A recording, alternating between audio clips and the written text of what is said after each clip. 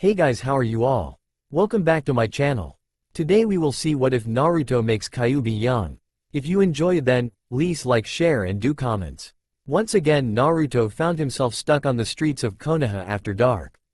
The carers at the orphanage had seen him running for the gates, trying to get back in before closing them. They were too fast for him this time as they had gotten every other child in before him and closed the gates as he got there. Normally, Naruto wouldn't mind sleeping on the streets. It would mean he was safe from the violent wake-up call he usually gets from the other kids and carers, even if it meant braving the streets. Whenever he went out on the streets at night, if he was found by some drunks or angry ninja, he would get beaten, and if he was unlucky they would stab him in the shoulder or somewhere else non-lethal. After that they would leave him. Thing is, this night was different. It was the night of his birthday. It was this day that the whole village mourned the death of the fourth Hokage during the day and then celebrate his victory against the Kyuubi at night. Although for Naruto it was what he liked to call the hate Naruto more than normal day. The past 3 years it just kept getting worse every birthday. He would always be left on the streets at night and when found, would get beaten and stabbed or cut with broken bottles or kunai. It was a sure thing on this day. He knew they were holding back on him because he was still only a child. Tonight though he was more fearful, for it was his 6th birthday and he had grown taller, which made him look older, and he knew the villagers wouldn't hold back as much. Sure enough, while dumpster diving for some food, a group of drunks found him and started beating him senseless. After a while they started using some broken sake bottles to stab and cut his back. As he was losing consciousness, he saw an Anbu with a dog mask jump down from the rooftops and knock out a few of the drunks. Later on he would find out this Anbu had saved his life. Naruto opened his eyes slowly, expecting to see hospital lights or the afterlife. Instead he was met with a very dim light source he could not identify and the sound of a steady drip of water in the distance.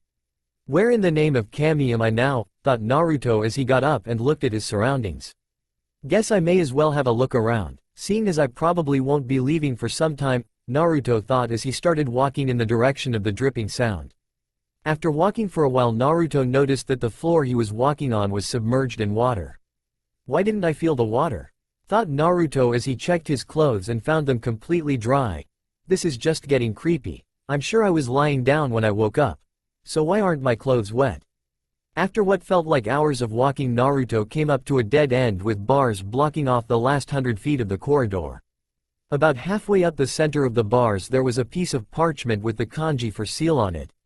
Stepping closer to the bars Naruto peered inside, not sure what he was going to see. Shang, without warning, a pair of large red eyes, with slits for pupils, snapped open, making Naruto jump back a few feet. Naruto could have sworn it sounded like someone had just drawn a sword. So kid, you finally made it here? Wish it could have been under other circumstances though, said the faceless being. Huh, who? What are you and where am I? Blurted out Naruto, panic evident on his face. To answer your questions in order, I am the Kyuubi and this is your mind, or rather your subconscious mind to be precise, answered the faceless being, now known as the Kyuubi. What the hell are you doing here? You're supposed to be dead, the fourth killed you. Come to think of it, why am I here? Asked Naruto a little calmer. You ask a lot of questions, kid. But I guess I might as well answer you. First off, I wasn't killed 6 years ago by the Yondaime. For one, it would be impossible for a human to truly kill a demon, and he just couldn't kill me because it went against his morals. As to, what do you mean he couldn't kill you? Naruto cut in. Damn it, let me finish your other questions first, will you? Bellowed the Kyuubi, causing Naruto to fall back in shock. Sorry Kyuubi-san. Please continue, Naruto said hurriedly. Cough. Good. Now where was I? Oh right. As to why I'm here, it's because Yondaime sealed my Inu to save the village 6 years ago. A look of understanding suddenly came over Naruto's face. This kid's not as stupid as I thought. The Kyuubi continued, yes kid, that's why almost everyone hates you and treats you badly. The reason why the Yondaime couldn't kill me is because if he dealt a finishing blow my chakra would disperse and I would have simply reappeared somewhere else. Also he was a friend of mine and he had always promised to protect his friends and loved ones. Which leads to me being here, sealed in you. But why were you sealed in me and not someone else? Asked Naruto. I was sealed in you because you had just been born and your chakra system was still growing and shaping itself, which meant you were the best chance I had to survive inside a human without killing myself and my host. In the process of sealing me and you, though the Yondaime killed himself with the jutsu he used. Guess I should tell you that he didn't mean for your life to be hell. In fact, his last request was for you to be viewed as a hero, but most of Konoha wanted to blame someone for their loss and pain, and seeing as I was in you, they saw you as me and they had their target. Explained the Kyuubi. Wait, you said, most of Konoha, and almost everyone, hates me. I mean the Hokage is nice to me whenever he sees me, but who else is there? Asked Naruto, surprising Kyuubi a little with his analysis, even though he didn't let it show. I got one answer for you, kid. Why do you think that Anbu saved you? Answered Kyuubi. Oh yeah, he was wearing that dog mask. Exclaimed Naruto. That's right. Anyway, before you leave, the reason you're here is because you have just come close to death. Don't worry though, I'm healing you as we speak, you're going to be fine. There is another reason though, I have become sick of seeing how the villagers treat you, so I'm going to teach you how to defend yourself and train you to be stronger. I am also going to teach you about your parents, what they gave you. Explained Kyuubi. Wait just 1 second, you knew my parents as well? Shouted Naruto. Yes, I did know them. But you're going to have to wait for now, kid. It seems our time in here is coming to an end. Answered Kyuubi. What are you? Why you. All of a sudden everything slowed down and came to a stop for Naruto, even his voice. Then all he saw was darkness. Whu, where am I? Asked Naruto groggily with his eyes still closed. You're in the hospital, Naruto, came an all too familiar voice. It was the best thing Naruto could have heard at that moment.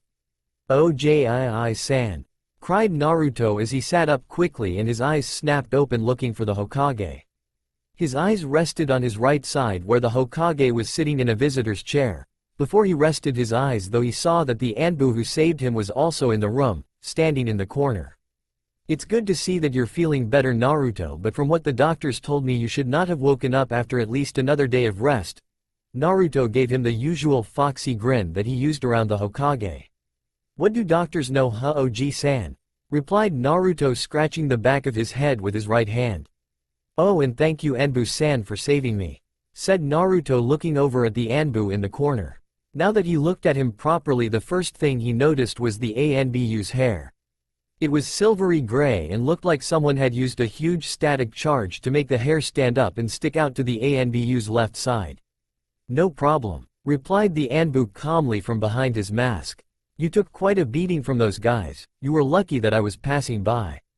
I have to say though, I'm surprised at how fast you heal. Maybe you should become a shinobi with that talent, it should also help you defend yourself. That isn't a bad idea, Hitaki-san, said the Hokage. So what do you say, Naruto? Do you want to enter the ninja academy?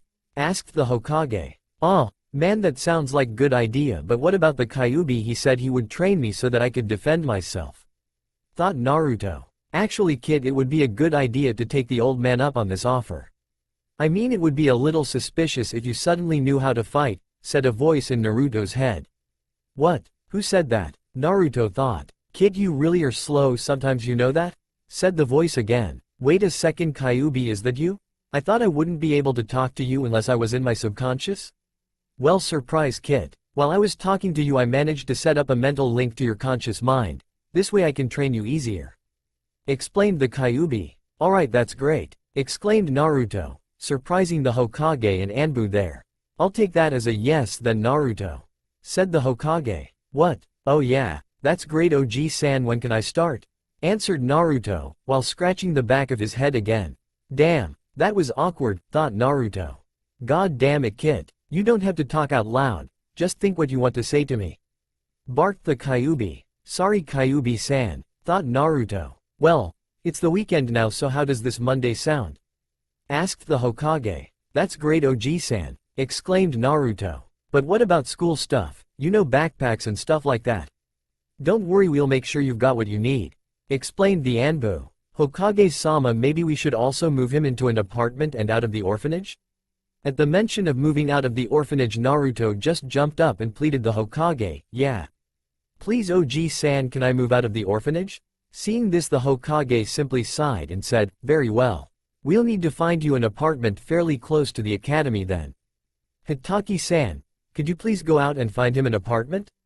As soon as you find one, give me the address and I'll take care of the rest. After this the Anbu simply disappeared in a swirl of leaves with a simple, "As you wish, Hokage-sama."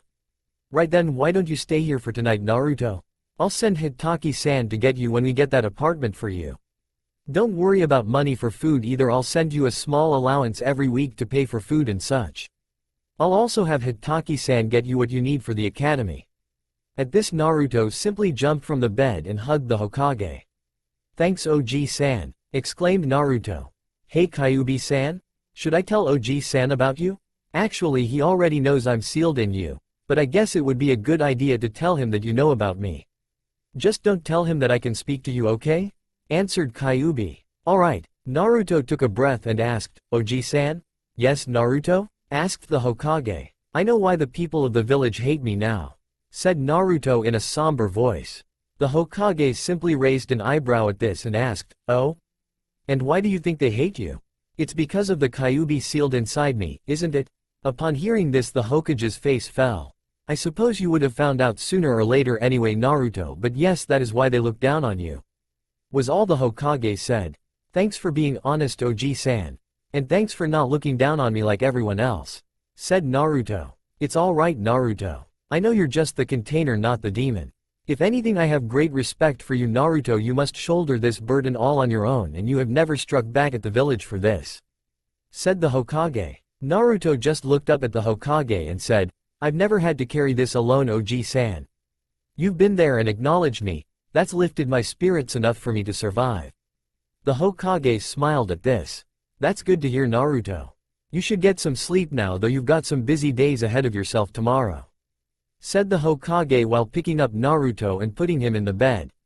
Remember, Hitaki-san will be here tomorrow to take you to your apartment. Good night Naruto. The Hokage reminded Naruto as he walked out the door and switched the lights off. Good night OG-san, yawned Naruto as he fell asleep. Naruto-san, shouted the dog-mask Anbu known as Hitaki. MMMMMH? Groaned Naruto, still half asleep, under the covers of the hospital linen. Naruto-san, I'm here to discharge you from the hospital and take you to your new apartment, explained Hitaki. The moment Hitaki finished that sentence there was a small whirlwind and Naruto appeared fully dressed in his only clothes, a white t-shirt with a red swirl on the back, some blue shorts that came down to his knees and a pair of worn sandals, and ready to go. What are we waiting for then Hitaki-san? Let's get going. Hitaki just sighed at this and said, follow me. As soon as Naruto and Hitaki left the hospital, Naruto employed the foxy grin he usually reserved for the Hokage. This caused Hitaki to ask, what's got you so happy? Well, apart from finally getting out of that orphanage, I know something that the villagers don't, explained Naruto. Really, what might that be? Asked Hitaki. Kyuubi-san, you there? Ah, yawned Kyuubi. Yeah, I'm here kid, what's up? Should I tell Dog Mask here that I know about you? Asked Naruto. No, you've already told the Hokage. I don't think anyone else should know for now, explained Kyuubi. Afraid it's a secret Hitaki-san. Can't tell ya, was all Naruto said. Hitaki looked at Naruto for a moment and thought, does he know about Kyuubi? Nah, he couldn't, it's illegal to talk about the Kyuubi, even to him. Must have been the Hokage-sama that told him something to make him happy. After this, Hitaki thought nothing more of it. Hitaki and Naruto finally came to stop in front of an apartment complex. Hitaki started up the stairs at the side of the building and stopped at apartment number 9, and handed Naruto a pair of keys, one being labeled, spare. Hitaki spoke up before turning to leave. There's a backpack inside with school supplies already in it. There's also a set of kunai and shuriken. I suggest you don't start training with them until you get some basic knowledge from the academy. I also took the liberty of putting some food in the cupboards for you. Don't get too excited, it's just some instant ramen. If you need to get anything else like new clothes or some medical supplies, just take a look around town and you should be able to find what you need in some of the shops. Finally, here is your first allowance pack. Flicking the envelope towards Naruto, who fumbled about before catching it. You'll get another one at the beginning of every week. Try to save some of it every week. Now I have to report to the Hokage-sama. Bye. At that, Hitaki just disappeared in a swirl of leaves. Naruto just stood there for about 5 minutes taking in all the information he received. Finally he just broke out in a huge smile, turned to the door of his apartment, stuck the key in the lock and turned it. He opened the door and stepped over the threshold into the apartment. At first he just dashed around finding out where everything was. The bathroom was next to the bedroom. The bedroom was next to the living room, kitchen. By some standards it was a minimalist's dream, but for Naruto it was a safe haven. He wouldn't have to worry about staying out too late anymore, he could come and go as he pleases. It was at this moment that the Kyuubi decided to speak up. Hey kid. I know you're still over the moon about all this, but do you think I could talk to you?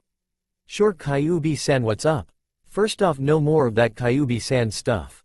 If I'm going to be teaching you and training you, I would prefer it if you called me Kyuubi-sensei. How about Q-sensei? Okay, you can call me that. Secretly smitten with her new nickname. Now then, I want you to sit down and close your eyes, that way we can talk face to face. Okay, Naruto said while sitting down on his new couch and crossing his legs and finally closing his eyes. Naruto suddenly found himself back in front of the bars to Kyuubi's cage. The first thing to come out of Naruto's mouth was, "Do we always have to be in this place if you're gonna be teaching me?" "Hey, that's up to you, it's your mind, kid," replied the Kyuubi. "Okay, let's see what I can do," said Naruto as he started to concentrate.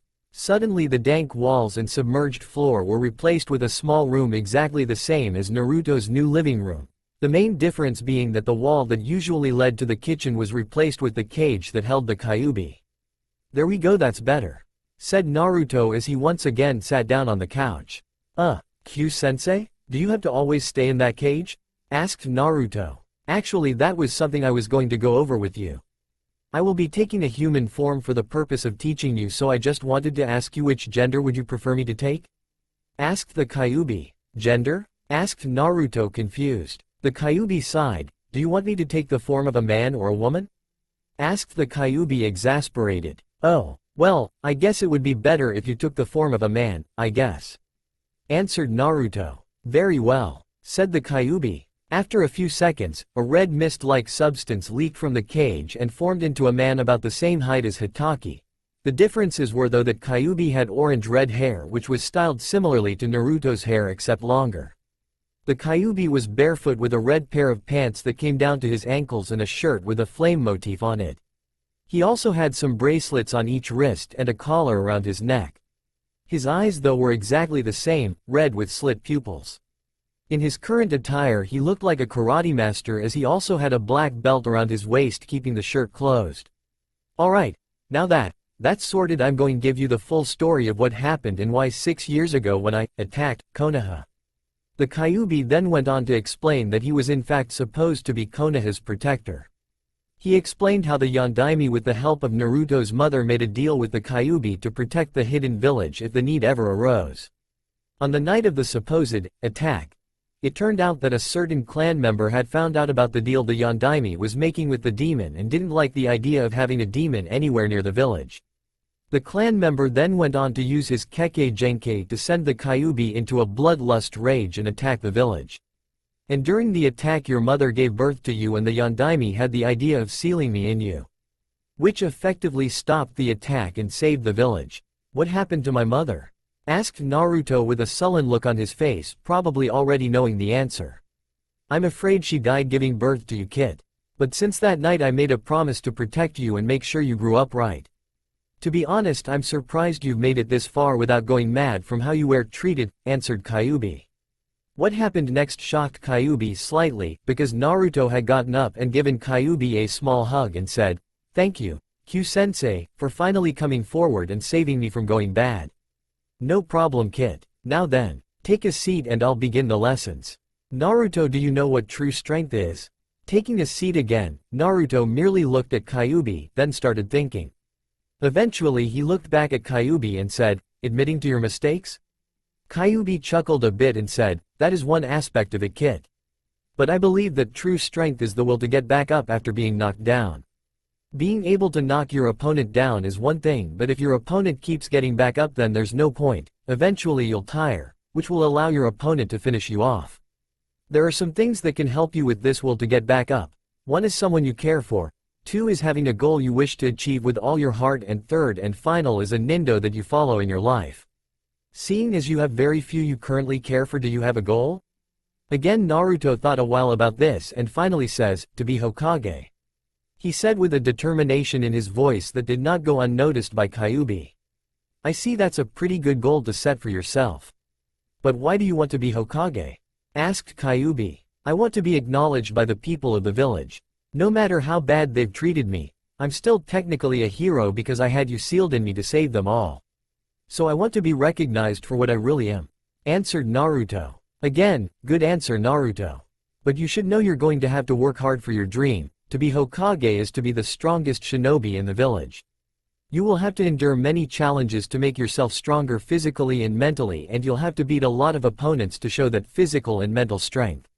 So do you still wish to be Hokage? Kyuubi asked, raising an eyebrow.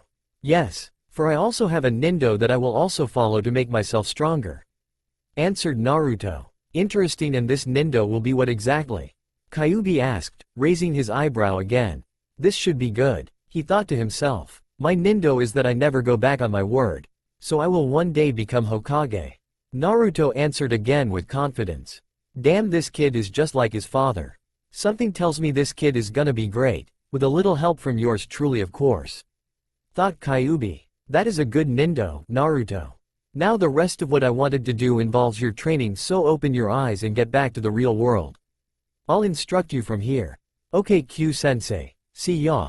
Naruto yelled before snapping back to reality. Hey sensei? What gives? It felt like I was talking to you for a good few hours, but it looks like only an hour has passed out here.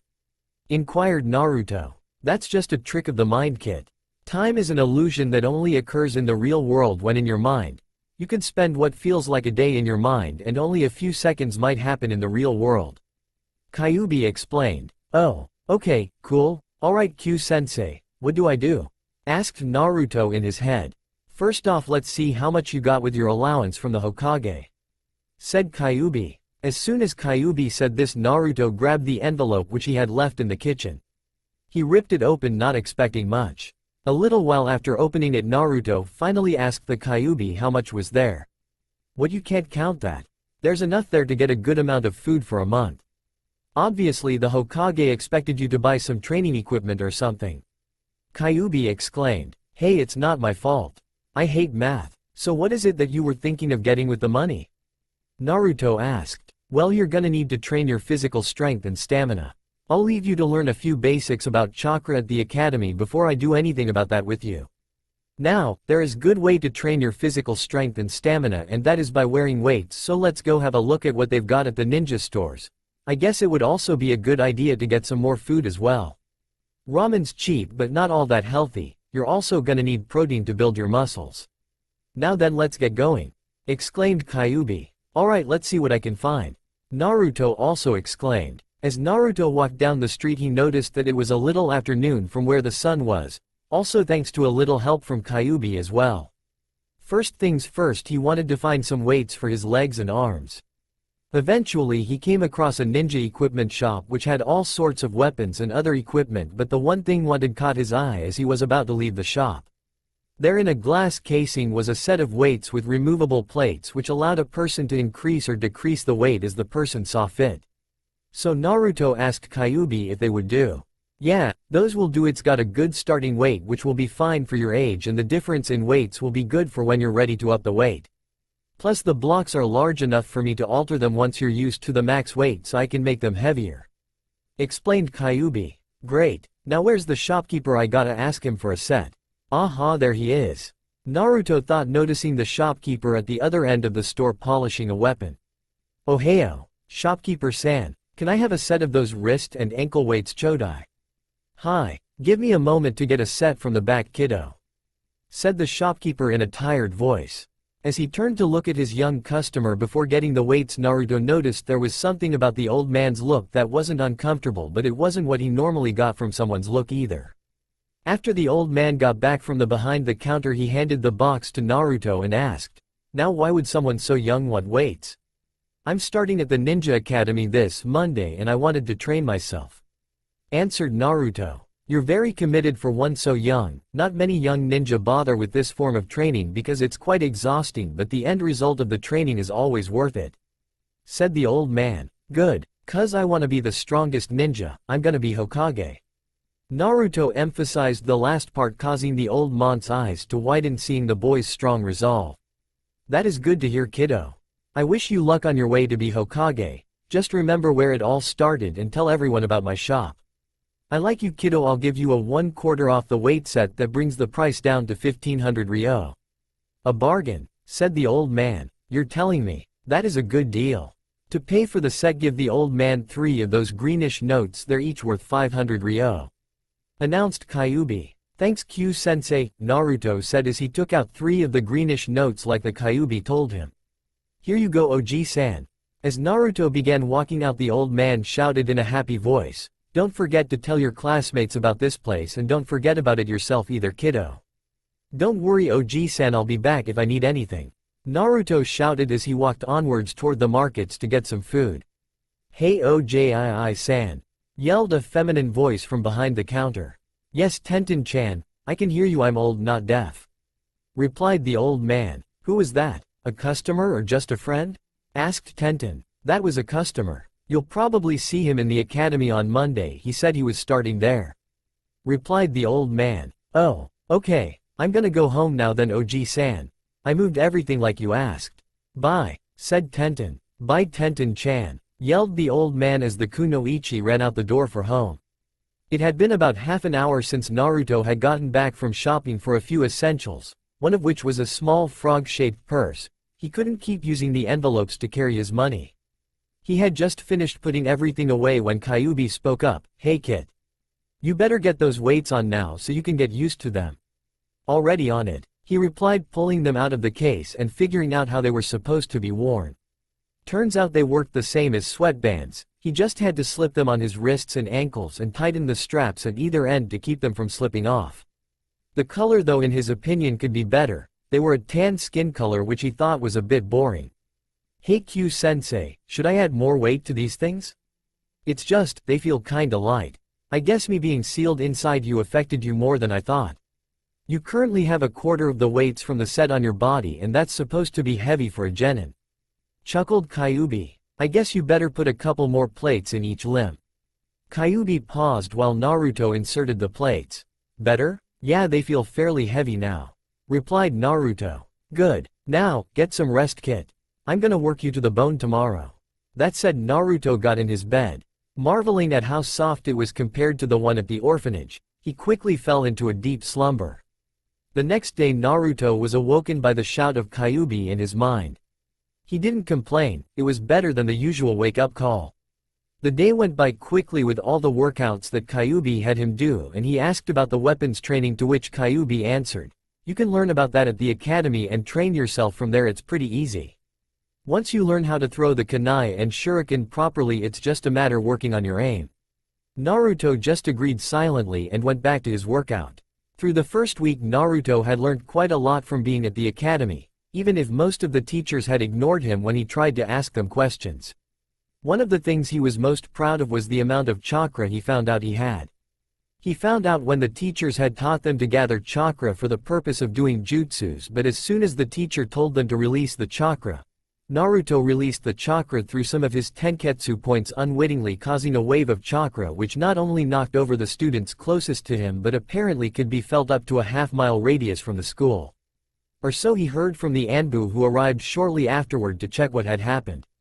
After the Anbu left, a teacher came over to Naruto and told him to be careful next time he tried that. That teacher was Iruka-sensei, the only teacher at the school Naruto felt like he could trust because he didn't look at him the same way all the others did. On his first day, a girl with her hair up in 2 buns had come up and said hi to him. She explained that she was the granddaughter of the old man at the ninja store where he got the weights, and her name was Tenten, but he could call her Tenten-chan cause she thought he was cute. Before she left for her class, since she was a little older, she gave him a pat on the head and wished him luck on his first day. After she left, he blushed a little, embarrassed with the attention she had given him and how she said he was cute. There was one kid at the school he took an instant dislike to, though. That kid was Sasuke Uchiha. It wasn't the fact that it was a member of Sasuke's clan that caused Kyuubi to attack that made him dislike Sasuke. He knew Sasuke wasn't responsible for that. What Naruto disliked about Sasuke was the fact that he was always so moody and he always thought he was better than everyone else. Sometimes he wished he got a chance to knock him off his high horse. Little did he know he would get that chance in a few years. Then halfway through the week Naruto managed to make a friend with another kid named Kiba who always had a puppy with him, called Akamaru.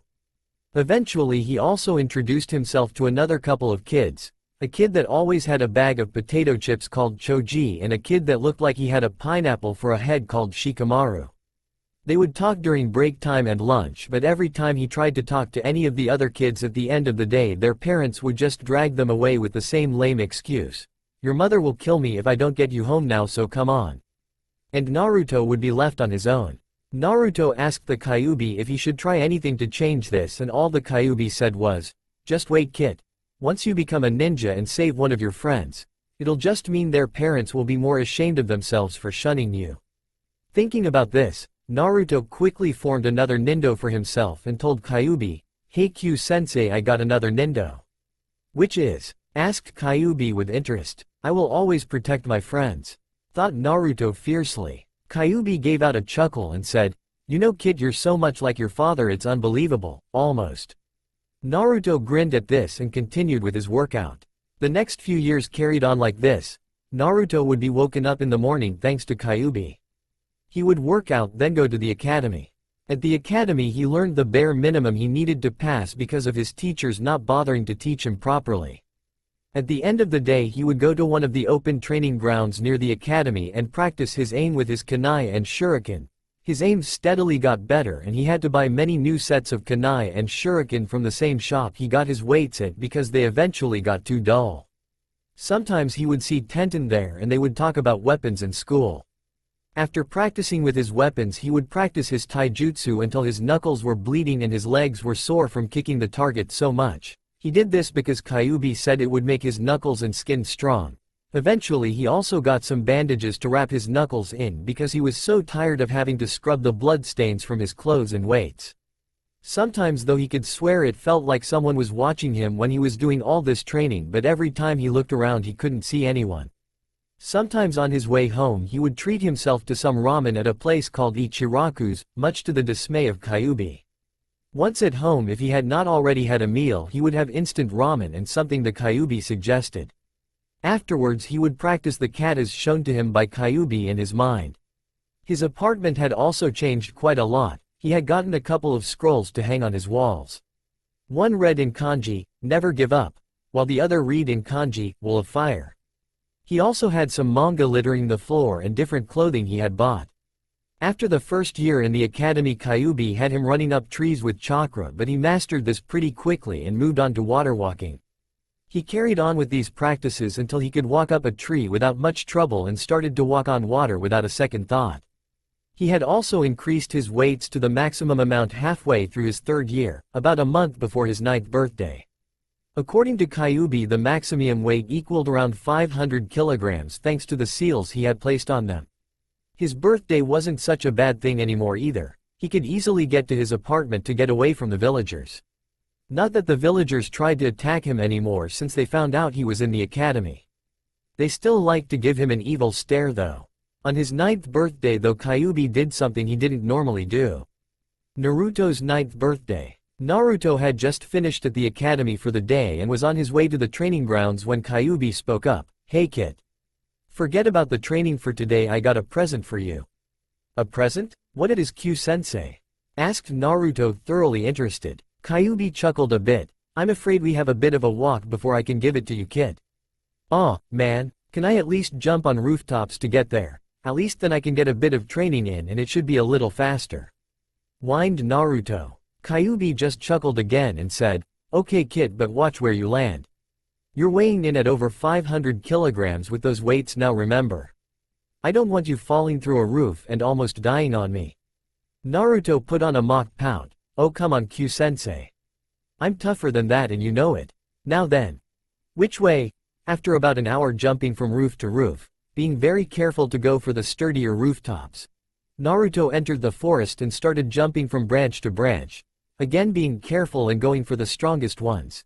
Even though most had a gap of easily 100 feet, until he finally came to a small cliff face with a waterfall coming from the top and falling into small pool which lead to a small river.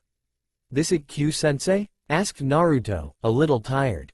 Yep, this is it, kid. Now this is just the first part. See that small, circular stone coming out of the cliff face? Instructed Kyuubi. I want you to get over there and channel some of my chakra into that stone through your hand. Wait a sec, Q-sensei. How am I supposed to channel your chakra? Asked Naruto, slightly confused, while walking over to said stone. I'm going leak some of my chakra into you chakra system. Don't worry kid, you'll know when it's in you system. It might be a little difficult to control it at first, but you'll get it done. Answered Kyuubi. Naruto waited a while until he had a warm feeling coming from his stomach. He instantly started pulling Kyuubi's chakra into his hand. He even used some of his own chakra to help push it. Eventually he got all the chakra to his hand and pushed it into the stone. As soon as the chakra entered the stone, a seal appeared underneath Naruto's hand and the stone dragged itself into the cliff face. After the stone was completely inside the cliff face, a loud rumbling came from Naruto's right. He looked over and what he saw made him think two words: sneaky bastard. Language kid. Scorned Kyuubi. English and Japanese, what about you? Naruto said jokingly, while he just grinned at his own joke. The wall behind the waterfall had started to move forward, revealing a large entranceway. As Naruto walked over to the entrance, the first thing he felt was warm air flowing out of the entrance. As soon as he entered, the door started to close behind him. Seeing this, Naruto panicked for a second but came to his senses when he realized that it was Kyuubi that brought him here, so it was probably safe. When the door finally closed, Naruto was slightly surprised to find there was a light glow coming off the walls, giving off enough light to see by. Curious about it, he was going to ask Kyuubi, but his sensei, seeming to read his mind, explained before he could ask, "Me and the Yondaime built this place before he became Hokage. The two of us had actually been friends for quite some time and we needed someplace where we could train together and basically have fun. Eventually the Yondaime found this place and we set to work. I worked on the actual formation of this place. I carved out the tunnels with my chakra and placed some chakra in the walls, creating the glow you see and heating the place, which is why it's warm in here. Your father worked on the entrance, creating that seal you saw in security to make sure no one else could get in here. Currently the seal will only accept certain people's chakra, mine, the Yondaime's and your mother's. That's why I had you channel my chakra." As Naruto walked through the cave, he noticed that there were many rooms. Some had doors keeping him from seeing inside them. Others didn't have any doors, just a doorway allowing a full view of the things inside. Eventually Naruto came across a room with some sofas in it and a fairly large table to one side. He decided to go in and take a seat since he was still tired from the running and the difficulty of channeling Kyuubi's chakra. "So Q-sensei, what was up with the locked doors? What's behind them?" asked Naruto, his curiosity getting the better of him. "Before I answer your question, kid, I want to explain to you why I brought you here. You and I both know at the current rate you're going at the academy, you're not going to pass the final exam and become a genin, mainly thanks to those so-called teachers, so I brought you here so you can better learn the history and laws of Konoha. You're going to need to know these things if you want to be a good Hokage. I also brought you here to teach you some more advanced defensive jutsu. If you were found practicing them, you'd probably be taken away by the Anbu thinking you to be a spy." "Wait, why are you only gonna be teaching me defensive jutsu?" asked Naruto. "I'm only teaching you defensive jutsu for now because I want you to be able to use these jutsu in the blink of an eye. Another reason for bringing you here is so you can receive the scrolls your mother and father left for you. They both wrote a short note for you before you were born and had me sealed in you. We're going to have to get back to the first door you came across if you want to read them." Naruto had gone back to the first door he came across on his way through the caves. It turned out the door was unlocked and it led to a small room with a desk in the corner. There were two scrolls on the desk. One was sealed with the kanji for mother, while the other was sealed with the kanji for father. Naruto looked at each scroll and finally decided to read the one with the mother seal. He opened the scroll and started reading. "Dear Naruto, while I'm writing this, Kyuubi is attacking the village. I'm writing this just in case the worst should happen and I die in the attack or while giving birth to you. You should know I love you very much, Naruto. I hope you've grown to be a strong person and a proficient shinobi. You should know that if I am dead, you are now the sole heir to the Uzumaki clan from Uzu no Kuni, the Whirlpool country. I have left all the clan's hidden jutsu and information on the Kekkei Genkei you might inherit from me in the compound you found this scroll in. I have asked your father to place time seals on some of the more advanced jutsu in case you try to advance too quickly. I have also left all the clan's assets for you in a bank account in Konoha. Sorry for not being there to see you grow up, my little Naruto. I hope you find happiness in your life. Good luck, Naruto. Your mother, Kushina Uzumaki. A few silent tears fell from Naruto's eyes when he finished reading the letter. He knew at that moment this scroll would become one of his most precious possessions, not that he had many to begin with. Once he'd rolled the scroll back up and wiped his tears away, he placed his mother's scroll in his pocket, being sure to keep it in a safe place when he got home. He then reached for the other scroll, unraveled it and started reading once again. Hey kiddo. I'm writing this because in a few hours I'm going to die while sealing away Kyuubi and you. Do not blame Kyuubi for my death, Naruto, he is a good person. If you don't already know, I'm afraid your mother died while giving birth to you. She loved you very much, Naruto, and I hope you realize that. I've left all my knowledge of jutsu and seals in the compound you're now in. I have placed a time seal on some of them, but with all the chakra you'll gain from having Kyuubi in you, I doubt you'll have much trouble performing the jutsu where chakra is concerned.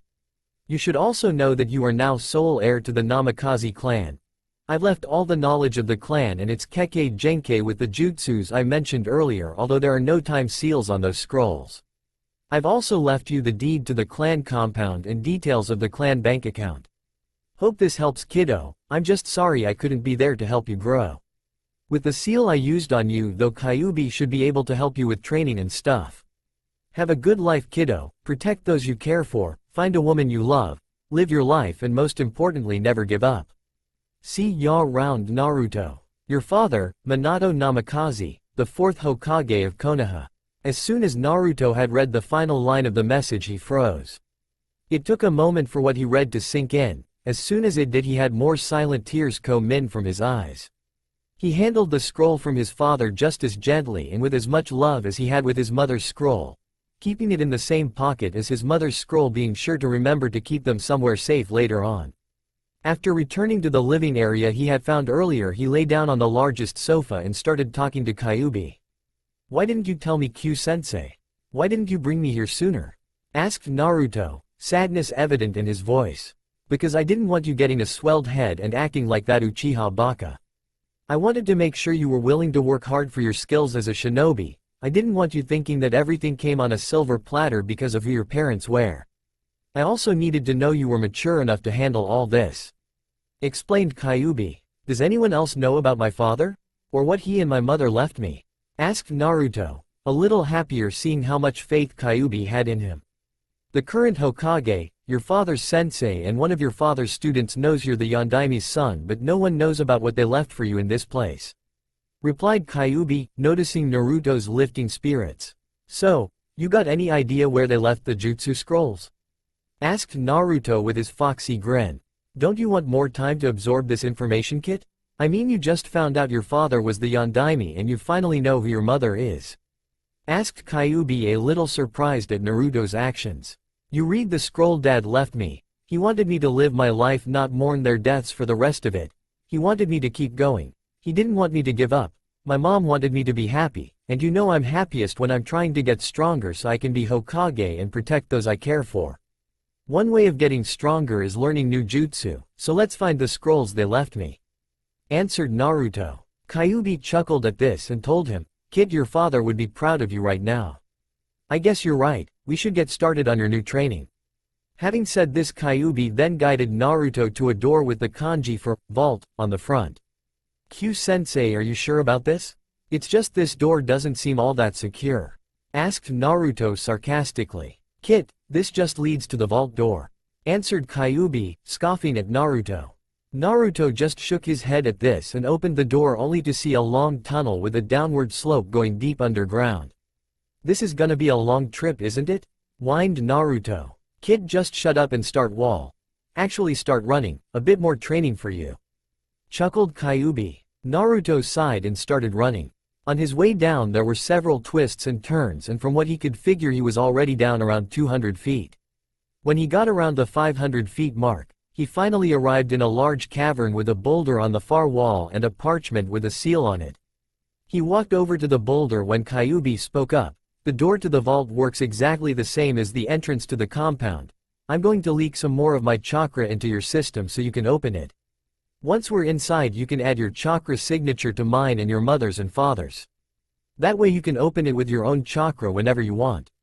Nice, thought Naruto as he forced Kyuubi's chakra into the parchment. A larger seal appeared behind it and the boulder started moving to one side. Naruto jumped back, not expecting the boulder to move that quickly. Once the boulder had completely moved away from its original spot, Naruto noticed the small round opening about 2 feet up from the floor. That's just weird. One big door for a small doorway, thought Naruto as he walked to the opening. As soon as he reached the doorway and looked inside, all he could do was stare, open-mouthed in amazement at the number of scrolls in the large cavern. Okay, stop drooling, kid, and let's have a look what jutsu they left for you, ordered Kyuubi, snapping Naruto out of his dazed state. Naruto walked in and looked around the cavern. The walls were covered in pigeonholes with a scroll in each one, and underneath the hole was a small label naming the jutsu in the scroll. There were also a few larger scrolls stacked next to a large table with a chair placed next to it on the far wall. He guessed those contained the kekkei genkei he might have in the signature jutsus of his clans. Next to the table there was also a large pigeonhole holding another large scroll with the simple label, contract, underneath it. Obviously this led to Naruto's next question. Q-sensei, what's that? That kit is a summoning contract for my clan. You can sign it if you want, but I suggest you wait until you're at least a genin, answered Kyuubi. Guess I should wait then, thought Naruto. After this short conversation, Naruto started looking through the jutsus on the walls. Don't you want to check out your family jutsus, kit? I mean, you should have an easy time performing them, seeing as they were made for your family's bloodlines, inquired Kyuubi. Now where's the fun in that? Asked Naruto. Besides, if I started using jutsu from Dad's clan, people would start getting suspicious. Plus you wanted me to concentrate on defensive jutsus, so we might find something useful to start learning in these scrolls, explained Naruto. Kyuubi just marveled at Naruto's thinking and thought, he's getting smart. It was that moment that Naruto had passed over a section of scrolls about Bunshin, clones, if you didn't know. Kyuubi noticed this and called him to stop. What is it, Q-sensei? Asked Naruto. Go back a couple of columns, there. 7th scroll up, the Ketsueki Bunshin no Jutsu, blood clone technique. Kid, I think I just found a better way of training you. Let's get your chakra signature placed on the lock to the vault and get back up to the first level and head for one of the training rooms, said the Kyuubi in an excited voice he tried to hide. Naruto quickly forced some of his chakra into a panel next to the doorway on his way out as Kyuubi had told him. He then proceeded to lock the vault, ran back up to the first level and found the training grounds Kyuubi had described to him. It was another large cavern, except it looked like it had been made naturally. The cavern was practically circular in shape. There were stalagmites and stalactites decorating one area, a waterfall coming out a hole high up in the wall and falling into a small pool, a small sand pit next to the pool, another hole high up in the wall directly above the doorway with a strong wind blowing out of it. On another part of the wall was a large area of rust, and, finally, in the middle of the cavern was a clearing about 300 feet in diameter. The cavern had obviously been altered slightly for such a large open area to be there, and the wind tunnel above the doorway. Naruto just looked in amazement at such a gathering of elements. You had all the materials in this one training area to perform almost any jutsu. Naruto finally got over his amazement, walked to center of the clearing and started reading the scroll he had taken. After reading, he had found out the Ketsueki Bunshin no Jutsu used some of his own blood to make a real body for his clone, except it was fueled by chakra, not food. Because of this, the clone could stay in existence until the user dispelled the technique or ran out of chakra, where the clone would turn back into blood. But because of the nature of the jutsu, only one blood clone can be created at a time. Naruto thought about what he had read and figured it would require a lot of chakra to make a blood clone. From the sounds of things, this jutsu is gonna need a lot of chakra. You think I have enough to use it, Q-sensei? Asked Naruto, still not understanding how this could help his training. Don't worry, kid. Just use the chakra I'm leaking into your system, answered Kyuubi, already leaking his chakra. Naruto set down the scroll and looked at it once more, making sure he remembered all the seals. He stood up, took out a kunai and cut across both his palms. He then started going through all the seals trying to finish before his wounds were healed by Kyuubi. When he finished the seals, ending on the rat seal, blood was being drawn from the cuts on his palms. After a few moments he started feeling a little dizzy from blood loss and was relieved to see that his blood was no longer being drawn out. His blood was now a small blob on the floor. After a second of wobbling it started to take shape, shooting up and sprouting arms. When the blood finally stopped shifting and changed its color to be a perfect clone, all Naruto could do at what he saw was shout, "What the hell?" Naruto stared at the blood clone in front of him.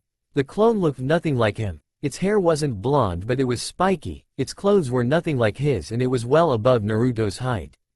In fact the clone in front of him right now looked like Kyuubi in Naruto's subconscious. Orange-red hair longer than Naruto's but in a similar style. Red eyes with slit pupils. A shirt with a flame motif coming from the hem, the shirt being kept closed with a black belt around his waist and finally, red pants coming down to his ankles with nothing on his feet. The blood clone even had the bracelets on each wrist and a collar around the neck. To be modest, Naruto was freaked out. So, what? Kyuubi started in Naruto's mind. Do you think of this kit? Kyuubi finished in his new body.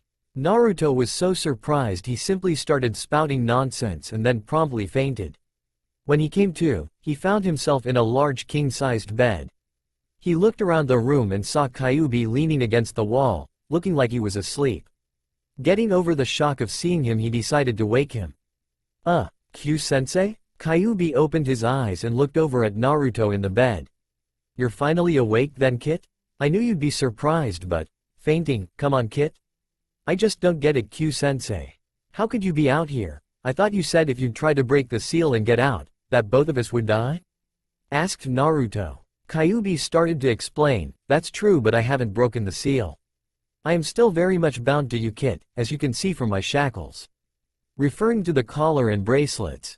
Right now I'm just transferring my consciousness into this clone made with your blood. Don't worry, it's my chakra that's fueling the clone, not yours, so I should be able to sustain this clone indefinitely. Although using some of your chakra to sustain this clone would be a good way to increase your chakra reserves. Said Kyuubi, musing out loud.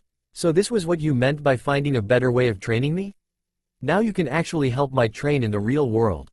Exclaimed Naruto. Yup, that's right Kid. This way I can teach you jutsus and other things much easier. Explained Kyuubi. Alright. Finally I can learn things properly. Hey wait a second, how long was I out? Asked Naruto a little worried. A little over an hour now Kid. Don't worry Kid, I would have woken you if you stayed unconscious too long. Either way you better get back to your apartment, you have to be ready for the academy tomorrow. Don't worry, I'll stay here and I still have my mental link with you, so if you need me just call. I'll probably be in suspended animation when you're not here so I can save chakra. You also need to insert your chakra signature on the way out so you can open the entrance. It works the same as the vault. The panel should be to the right of the entrance. Oh, and Kit, even though I'm going to help you get better, I want you to keep your grades just low enough not to raise suspicion but high enough to pass, okay? Asked Kyuubi. What? But why Kyu-sensei? Asked Naruto. Because Kit, other shinobi will always look at your progress while in the academy during your first few years as a ninja. When they see that you only just passed when becoming a genin, this will most probably make them underestimate you and give you a trump card. Explained Kyuubi. Naruto just nodded at this and started towards the door of the bedroom. The last time he saw of Kyuubi, he was sitting down on the bed Indian style. He closed the door. Instantly he knew where he was in the compound and headed to the exit. As Kyuubi had told him, the panel was to the right of the entrance. He forced some of his chakra into it and the door opened much the same way it did when he first came in. When Naruto stepped outside, it was already dark. Looking at his watch he cursed. It was already past 11 p.m. He was going to have to be fast if he wanted to get enough sleep tonight. He sighed, this is gonna be exhausting, but hey, at least I'll definitely sleep tonight. He thought with a bit of glee. He started running at about triple the speed he had been running on the way to the compound. I'm gonna have to find a way to get back and forth between my apartment and the compound faster. Otherwise I'm either gonna die from exhaustion or I'm not gonna have enough time at the compound to learn much of anything. He thought as he was jumping from tree to tree. Eventually he got back to the apartment by midnight. Once he got home though, he went into his bedroom and as soon as his head hit the pillow he was asleep. For the next few days Naruto would go to the open training area near the academy as usual, but he would then go to Ichiraku's to get something to eat before going to the compound. Because of the trip Naruto would order more than usual though, much to the joy of Tucci and a young Ayame. When the weekend finally came he went to the open training grounds for bit more target practice and taijutsu practice.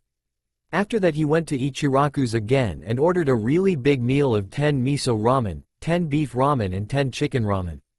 Once he finished his meal he went to the supermarket for some food.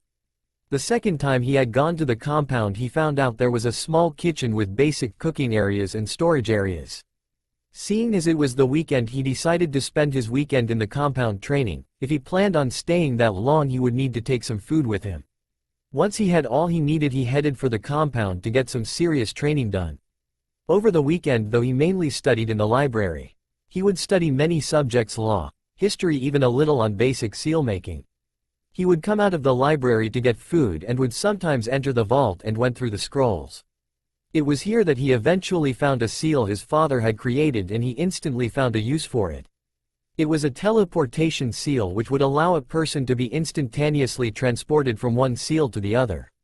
All a person had to do was write the two locations in a certain area of the seal and place them in those two areas. Then when the person wanted to teleport all they had to do was put some chakra in the seal. The amount of chakra needed to use the seal would differ depending on the distance between the two seals. He set to work copying out the seal onto two different scrolls, using the seal equipment his father had left him. He would leave one out in the compound wherever he was when he left and would keep the other in his apartment when he went back on Sunday. After figuring the transport problem out, he went back to his usual routine. After the academy was over he would carry on his target practice. Even though he really didn't need it anymore thanks to the tips he got from Kyuubi, he still kept up the practice, as practice makes perfect. Iruka-sensei would always tell the class this when he was in charge of them. He also enjoyed the silence he got when he was training out there, even if the feeling of somebody watching him never went away. He could even swear he heard a gasp when he took his jacket and shirt off one summer afternoon because he was too hot in them. While he was at the compound, he would study, work on any new jutsus Kyuubi gave him until he could perform the jutsu in his sleep. For some reason Kyuubi had him learn each and every one of the different clone jutsus in the vault. By far, his favorite bunshin was the cage bunshin. For one thing it didn't require any substance to create it and any knowledge his clones gained while in existence was instantly transferred to him when they were dispelled. He liked to use them when studying because he could study up to 10 times the usual amount of scrolls he read when in the library, which is a big reason why he knew as much as he did. Although he didn't like to use them when learning new jutsu unless they were used to attack him or defend against him when using the jutsu. When he asked Kyuubi why he had to learn all the bunshin, he said that clones were useful as shields or when performing kawarimi no jutsu, since they would be the same shape and size as him. It would be easier to substitute with them and escape attack. Even though he performs the other clone jutsus pretty easily because they require more chakra to create, he still could not get the hang of the normal bunshin no jutsu. Kyuubi just figured this was because he had a large amount of chakra and the bunshin no jutsu required so little he would always overload the clones, making them useless. Out of all the clone jutsus his favorite was the shadow clones. This was mainly due to the fact they didn't require any medium to create them, so he could make them anytime anywhere. He also learned a few other jutsu. While at the compound he did manage to read the scrolls left for him about his two clans. Suffice to say he was impressed with the two Kekkei Genkei, but he decided not to try them out until he made Genin. Eventually though the weights he wore became light and he needed to make them heavier, so he looked through the seals his father had made and eventually found one that made things heavier, but from the look of it he would have to put the seal on his body as a tattoo. At first he didn't want to use the seal, but then he read that the seal would turn invisible and become passive, meaning it would stay on once Naruto used some chakra to activate it. He would also be able to increase his weight merely by using the ox hand seal and pouring more chakra into the seal. Each level the seal went up by his body weight would be increased by 100 kilograms. If he needed to he could also deactivate the seal completely, letting him go full speed and full strength. He would be able to use this as another trump card in a fight. So with the help of Kyuubi he had the seal tattooed onto his back. When he first activated the seal, after taking off his weights and storing them in a closet at his apartment, he instantly had to increase the level of the seal to level 6. He got some strange looks when he went into the academy the next day. His friends of course didn't know they were weights, except Shikamaru. He figured out that they were weights the first day he saw Naruto, they just thought they were sweatbands he liked to wear. He explained by just saying he felt like a change. One thing that did surprise Naruto was when, on his 11th birthday, he walked out his front door ready to go to the academy in the orange jumpsuit he'd taken a liking to. When he almost stepped on a package that was left on his front doorstep. At first he was little wary, thinking it was some sort of trick sent by the villagers. When he couldn't sense any chakra in the package he thought it would be safe to at least pick it up. Once he got a better look at it he saw it was actually addressed to him but the sender had left out their name. This fact alone struck the Hokage off the list of people that might have sent him a gift. He had always sent things through the Anbu or signed the package to show he had sent it, and it couldn't be Iruka because he just usually took him out for ramen or got him new kunai or shuriken. Naruto eventually just shrugged and opened the pack only to find a pair of goggles. He grinned and instantly put them on his forehead, just as he would with a Hite Ite. It felt good to wear them so he decided to keep them on. Obviously he didn't notice the blush that a certain Hyuga in his class had seeing him wearing the goggles. By his final year at the academy he was very adept at using many jutsu, most of them defensive though. He also had very good knowledge of Konoha's history and laws. He also knew the rules of the being a ninja off by heart. Although he obviously didn't show this in his classes, he made it look like he knew only enough to pass. Even though he still had problems with the Bunshin no Jutsu. His weight seal had been very useful even if he had to increase the level every couple of weeks. Although he was sure he had broken through level 50 of the seal long ago, which places his current weight somewhere above 5,000 kilograms, he wasn't sure what the exact level was but he kept going. He had even started using his own chakra to sustain the blood clone Kyuubi's conscious now resided in. Through all his training he had become very strong, very fast, and his already large chakra capacity had grown to be even larger. He could now sustain the blood clone through a whole weekend, even being able to perform a few simple jutsu at the same time. On his 12th birthday though he had been resting in the bedroom he now used whenever he stayed at the compound on the weekends. It was the same place Kyuubi had taken him a few years back when he fainted from shock at seeing Kyuubi in the blood clone. He was about to drift off into a power nap when Kyuubi burst in. "Get up kid, I've a new jutsu for you. Actually 3 to be exact." Naruto nearly jumped out of bed when he heard Kyuubi say this, all his tiredness gone from his eyes. "What are we waiting for then Q-sensei? Let's get to the jutsu training area." Naruto had taken the liberty of naming some of the caverns since they didn't already have name.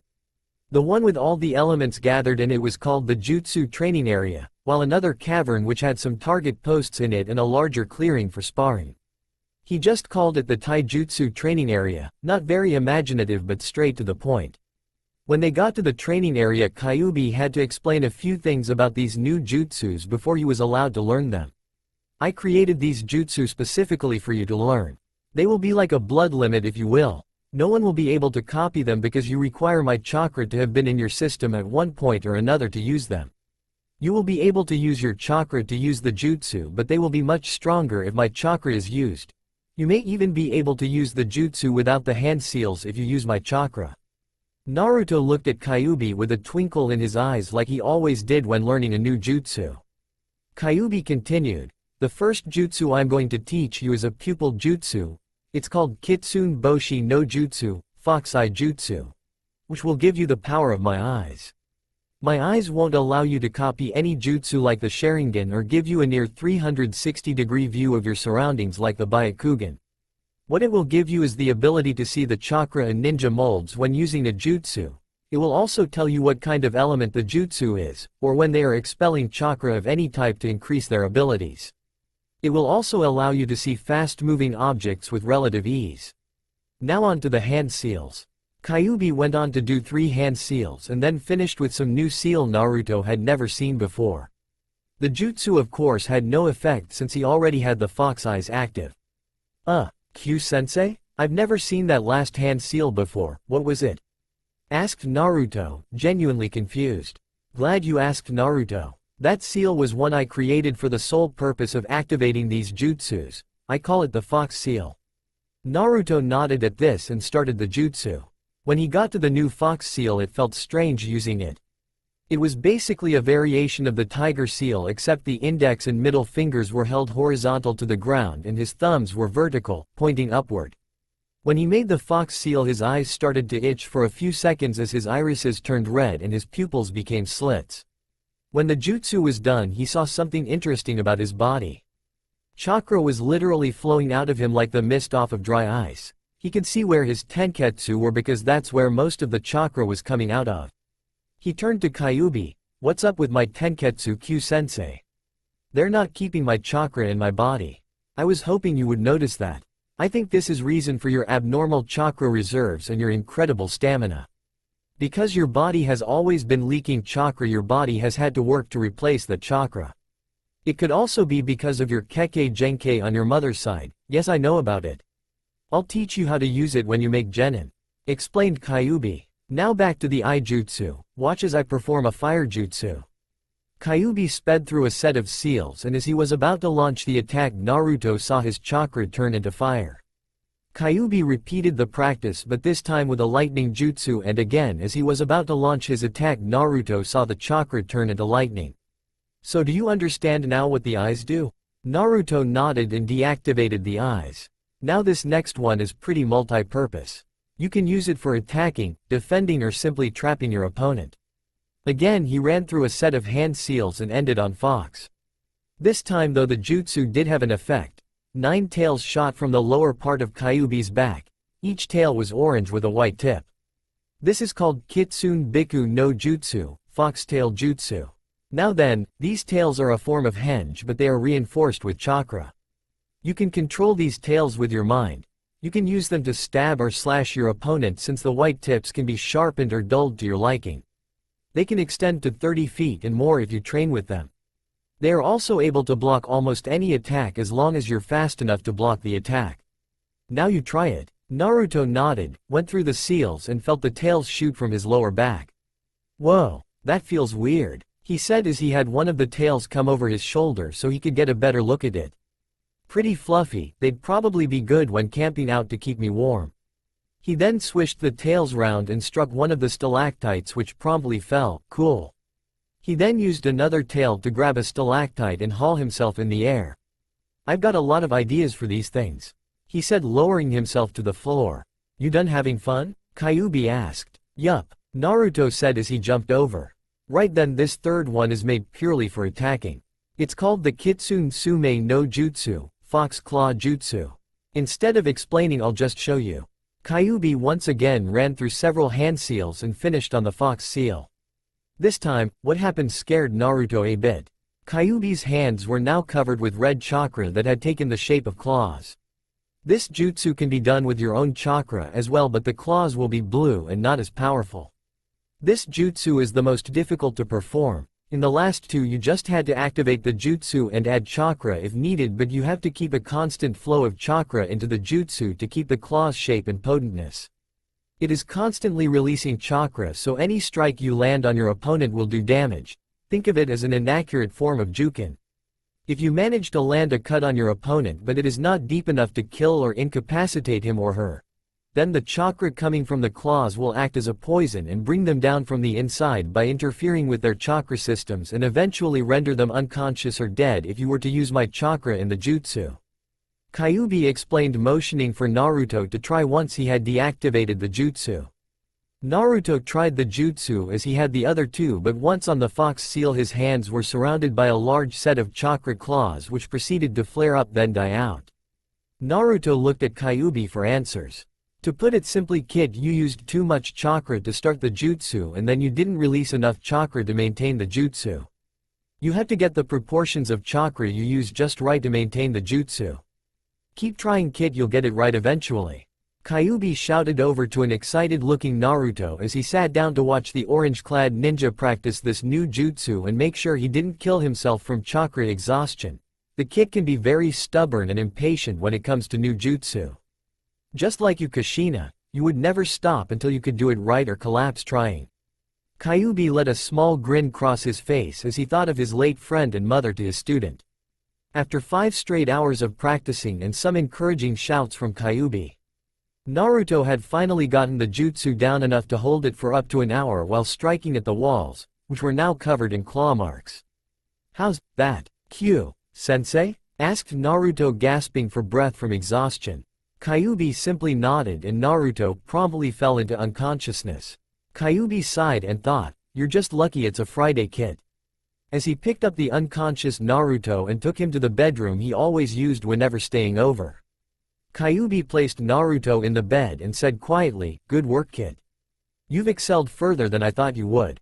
You'll pass the genin test without the use of the regular bunshin while keeping the cover of an underachiever. You'll find a way. I know you can come up with something. You've surprised me even, sometimes with your alternative way of thinking." The genin exams at the academy were a few weeks away now. Naruto already knew which jutsu he had to perform to pass the exam. While he had no problem with the Kawarimi no Jutsu, he was dreading having to do the Bunshin no Jutsu. He still couldn't draw the small amount needed and kept on overloading the Bunshin, making them useless.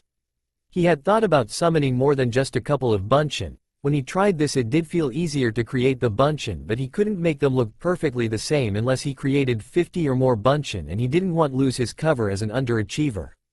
He was still thinking about this when a thought struck him. They don't have to see all the Bunshins I create, they just have to see 2 to 5 to let me pass.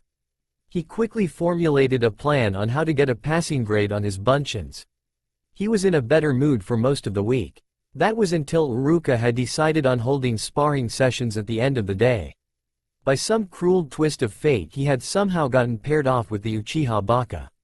Not only that, but by the time it was their turn to spar, everyone else had finished their sparring and had decided to watch them. Before he got in the sparring ring he was given a nod of confidence from Shikamaru and a pat on the back with a hearty, "Kick his ass." From Kiba, Choji was sitting to one side eating his chips. He turned to them and gave them a nod and a grin. He turned back to Sasuke with a serious look on his face. Sasuke just smirked at this and said, "You may as well give up now, Dobi. I'm not gonna go easy on you. Having the pineapple head nerd and mutt boy backing your corner isn't gonna help you one little bit." Sasuke's fangirls started giggling all around them. That was all the motivation Naruto needed. "Nobody gets away with insulting my friends," Naruto thought fiercely, getting into the academy taijutsu stance. He would never use the taijutsu Kyuubi taught him against Sasuke, partly because he wanted to keep his cover, partly because wanted to embarrass Sasuke by only using basic taijutsu. Sasuke slid down into an advanced taijutsu stance. A moment passed until Sasuke charged at Naruto, jabbing at his face. Naruto on the other hand had not moved an inch and just blocked everything thrown at him with his left arm. Eventually Naruto started using both arms to block and showed Sasuke's weak defenses to everyone. Kiba shouted, "Stop showing off and just finish him, Naruto." Naruto was all too happy to oblige. He blocked another hit aimed at his head, but instead of knocking Sasuke's arm away he grabbed it. He pulled Sasuke in close and landed a swift right knee to Sasuke's gut. Naruto then let go of Sasuke as he staggered backwards holding his stomach. After a second of heavy breathing from the Uchiha he stood up straight and charged Naruto again. Naruto, still in his academy taijutsu stance, simply brushed off the attack and punched Sasuke in the gut again. Not letting up he quickly spinned on his right heel and landed a mule kick right in Sasuke's chest. The last attack from Naruto had caused the Uchiha prodigy to fly a good few feet, out of the sparring ring and into a tree, meaning that Naruto had won the spar. Naruto walked past Sasuke's fangirls, looking the Uchiha right in the eye. He snarled, "Never insult my friends. Ya got that, Uchiha Baka?"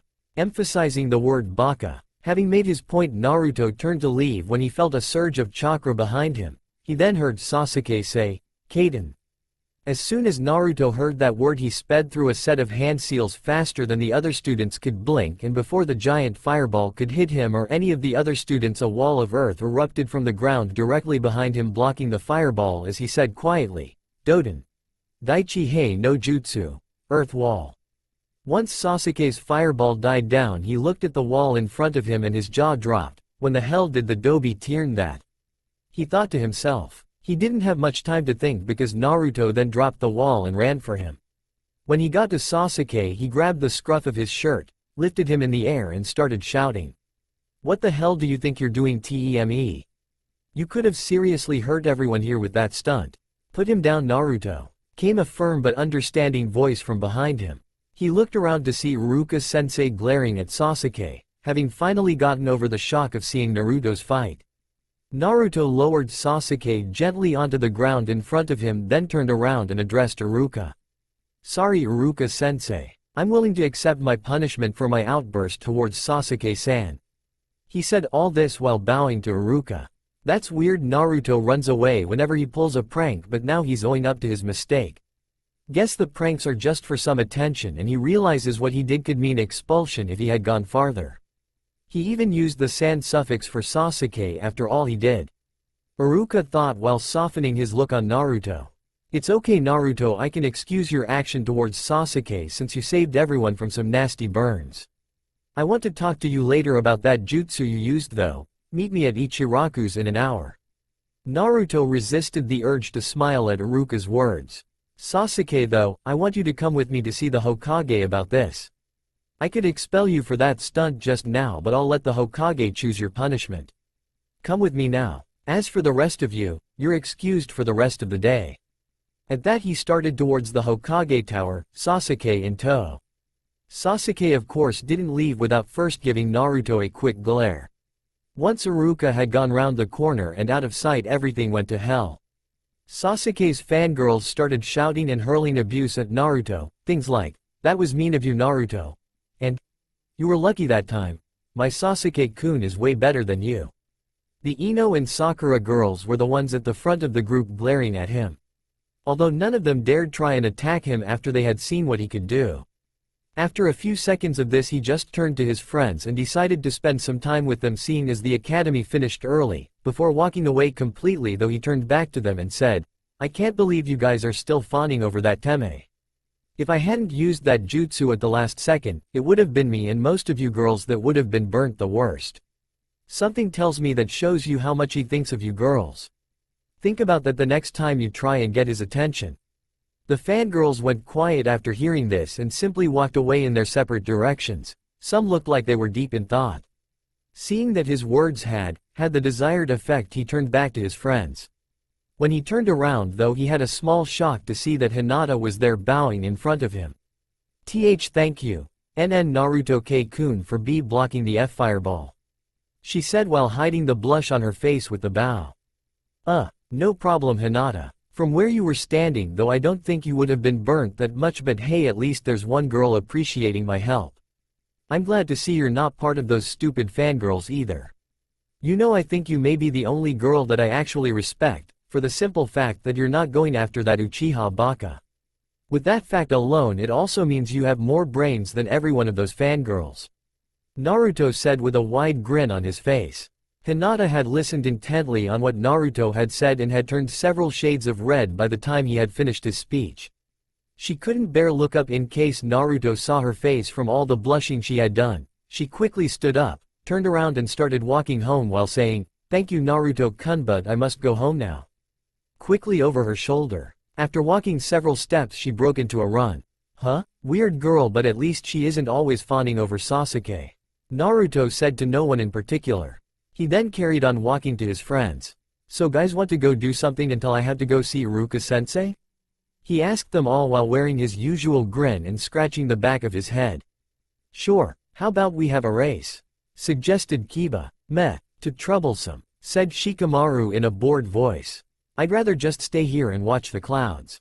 "Sounds good to me," Choji said, putting in his 2 cents and lying next to Shikamaru. "Same here," said Naruto, dropping down next to 2 of his friends. "Damn, you guys are lazy," exclaimed Kiba, grudgingly lying next to Naruto, Akamaru jumping onto his stomach. A fair amount of time passed in total silence until Shikamaru broke it. "So what was up with the Hyuga girl, Naruto? I saw you talking to her." "Oh, she just wanted to thank me for stopping the Tami's fireball. Guess there's finally a girl with enough sense to not fawn over him," explained Naruto. "Really? What did you say to her?" asked Shikamaru, still staring at the clouds, almost letting himself grin from what he knew. Well, I just said I respected her because she didn't fawn over him and she had more brains than all those fangirls." "Why do ya ask?" Questioned Naruto, looking over at Shikamaru confused. Because from the look of her face when she left, it looked like she was really embarrassed from what you said. I think she may be sweet on you, exclaimed Shikamaru, grinning mischievously. What? No way. She's a Hyuga. There's no way she could have something for me, exclaimed Naruto, sitting up quickly and staring at Shikamaru. Haha, think what you want, Naruto. Oh, you better get going by the way, otherwise you're gonna be late for your meeting with Iruka-sensei, Shikamaru said, turning his eyes back skywards to watch the clouds again. Damn, you're right. See you guys tomorrow. At that, Naruto took off toward Ichiraku's. Kiba looked up to watch him leave, muttering, damn. I wanted to ask him about that Doden jutsu he used. Ah well, some other time. He lay back down. Naruto was walking down the street towards Ichiraku's, hands in his pockets and deep in thought. How could Hinata have feelings for me? I mean, she's cute and all. Wait, cute? Where'd that come from? AAARGH. I'm gonna have to think about this later. He quickly brought his thoughts back to the real world and noticed that he had already sat down and Ayame was asking for his order. I'll have just one miso ramen for now, Ayame-ne-chan, thanks. Ayame turned around and started on his order. By the time his order was done, Iruka had arrived. Naruto, the reason I wanted to talk to you was to find out where you learned the jutsu you used today. If it's a secret, I won't press the matter further, but I would like to know if you're deliberately holding back in the academy, said Iruka with an understanding look in his eye. Naruto turned to Iruka without touching the ramen. I'm afraid it is a secret, Iruka-sensei, but you're right, I am holding back at the academy. Why though, Naruto? From what I saw today, you would have better grades than Sasuke if you wouldn't hold back, asked Iruka, a slightly angry look in his eye, since finding out his favorite student was holding back. Because Iruka-sensei, grades aren't everything. Besides, could you imagine someone's surprise when they found out I was stronger than my grades at the academy would lead them to believe I'm holding back so people underestimate me. That gives me an advantage. Plus, I don't want to turn into Sasuke, thinking I'm better than everyone because my grades are the best, answered Naruto, feeling guilty over the deceit he had used on his sensei and friend. Iruka, noticing his guilt, smiled and ruffled his hair. Don't worry, Naruto. I forgive your lying to me. I'm glad to hear you're actually looking to future battles. To be honest with you though, I'm just glad I won't have to fail you in the genin exams. Could I get miso ramen please? Thanks. What are talking about, Iruka-sensei? Asked Naruto, slightly confused. If you can perform that Doden jutsu I saw you use today, I'm sure you can find a way to pass the test next week, replied Iruka, smiling while grabbing some chopsticks for him and Naruto. Naruto gave off his foxy grin to his sensei, then turned to his ramen. He clapped his hands together like Iruka and they both said, "Itadakimasu." Before they both dug into their ramen, Naruto was walking back to the apartment. He had stayed with Iruka and talked about some other things while also eating lots of ramen, of course. By the time he had finally decided to get home, it had started getting dark. Guess I should skip training at the compound tonight. It's getting too late. Ooh, no you don't, kid. As soon as you get over to the apartment, I want you to get your ass over here with that transport seal. I saw what you did today. Kyuubi barked in Naruto's mind. Naruto started sweating profusely and stammering back a reply, Q-sensei. I was going to tell you about today. Honest. I bet, replied Kyuubi. Naruto started running to the apartment. Once there, he went straight for the transport seal. Once he arrived at the compound, he noticed Kyuubi was already next to the seal with his arms crossed. Well, I'll excuse the use of the Doden jutsu since it was life and death. Also, you're lucky that your Iruka-sensei is very understanding. I was also glad to see that you trust him enough to tell him you're deliberately holding back and he has faith in you. But you were foolish to show your skill against the Uchiha in the first place. I was defending my friends, Q-sensei. I couldn't stand by and let Sasuke Teme insult them, replied Naruto. Kyuubi sighed and pinched the bridge of his nose. Goddamn. I guess I can't blame you, kid. I would have probably done the same. Still, you could have handled the situation better. I have to admit though, I enjoyed the look on the Uchiha's face when you lifted him into the air. Kyuubi laughed a bit at this, as did Naruto. Alright, since I would have done the same, I'll go easy on you. Only 500 laps around the taijutsu training area and I want you to do 500 sit-ups and press-ups. If you still have enough time, you can go to the hot springs near the kitchen after you're done. Thanks, Q-sensei. Naruto shouted as he ran towards the aforementioned training area. Naruto had gotten back to the apartment with a slight bit of pain in his body from the punishment Kyuubi gave him. By the time he finished his shower and got to bed, though, all the pain was gone. The last thing to go through his mind though was, I hope Hinata passes the genin exams. He then fell into a dreamless sleep. Throughout the last few days before the exam, everything went as usual. Naruto kept up his training and his facade in the academy, even though everyone that had seen the fight between him and Sasuke knew he was holding back in terms of skill and strength. His friends didn't treat him any differently because of this. There were a few differences though. Sasuke would glare daggers at Naruto every time he thought the knucklehead wasn't looking. Sasuke also had a lot less fangirls following him around now. Even the Ino girl had stopped going after him. Naruto, though, was sure he had seen a few girls following him, and he could have sworn he heard a group talking about him, but once he got close enough to hear more, they suddenly went quiet. After a while he decided to ignore it and carry on. It was the day before the exams and Naruto was jumping from rooftop to rooftop trying to get away from the Anbu chasing him for his latest prank. Obviously he could easily hide from them or just create some bunchen of some sort to distract them. But of course he thought, where's the fun in that? That and the fact he had raised the level of his weight seal again that morning, so he needed some way of getting used to it without having to just run laps. Eventually though he was caught, only after deciding to let them, of course. He had once again painted the Hokage faces, this time making them look like kabuki actors. Once again his only punishment was washing all the paint off the monument. It didn't take him long to clean up, since he used a water-soluble paint. It was pretty easy getting it all off. The fact that it was Iruka watching him again only made it easier, since he allowed him to use a Suiden jutsu to clean most of the paint off. Afterwards they went to Ichiraku's and had a few bowls of ramen together. Before they both left for home though, Iruka spoke up, Naruto, you do have a plan for the exam tomorrow, don't you? Yes, I do, Iruka-sensei. If you want to find out what it is though, you're gonna have to wait until tomorrow, and if you could, Iruka-sensei. Will you make it so I get to go last for the test? Asked Naruto with a glint in his eye. I'll see what I can do, Naruto. Now get home and get some rest, I don't want you showing up late for the academy. Answered Iruka. At that, Naruto started running home while shouting, thanks sensei. See ya tomorrow, over his shoulder. The next day Naruto made sure to wake up early, get washed and dressed, get breakfast from Ichiraku's and get to the academy before it even opened.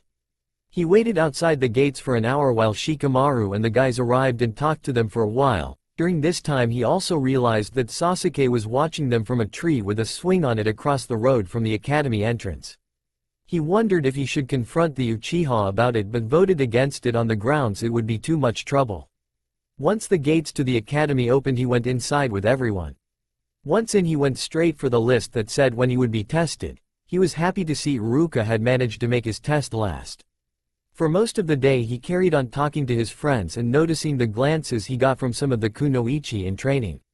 Everyone who went into the exam room came out with their own hite. Thing is, he knew that most of them would be back in the academy in a few days if they didn't pass the exam the Junin instructor gave them.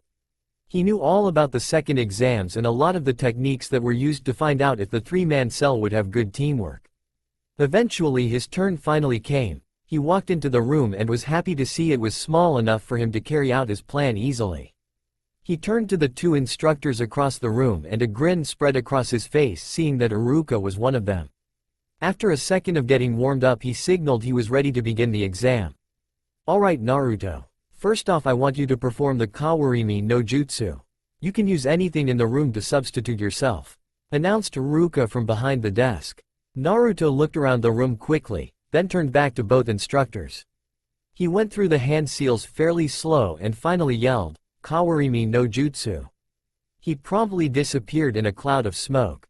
Once the smoke cleared it showed a very surprised looking instructor and where he had been sitting a very smug looking Naruto. Not bad, I guess I can pass the Kawarimi. Mused Naruto acting like an instructor. Iruka just gaped at Naruto sitting next to him. How much has he been holding back? A Kawarimi like that is ranked as a high Chunin level jutsu. Thought Iruka, quickly closing his mouth. Alright Naruto, very impressive, please go back to your place for the second test. Iruka said while motioning for the other instructor to come sit back down and then writing something on his clipboard.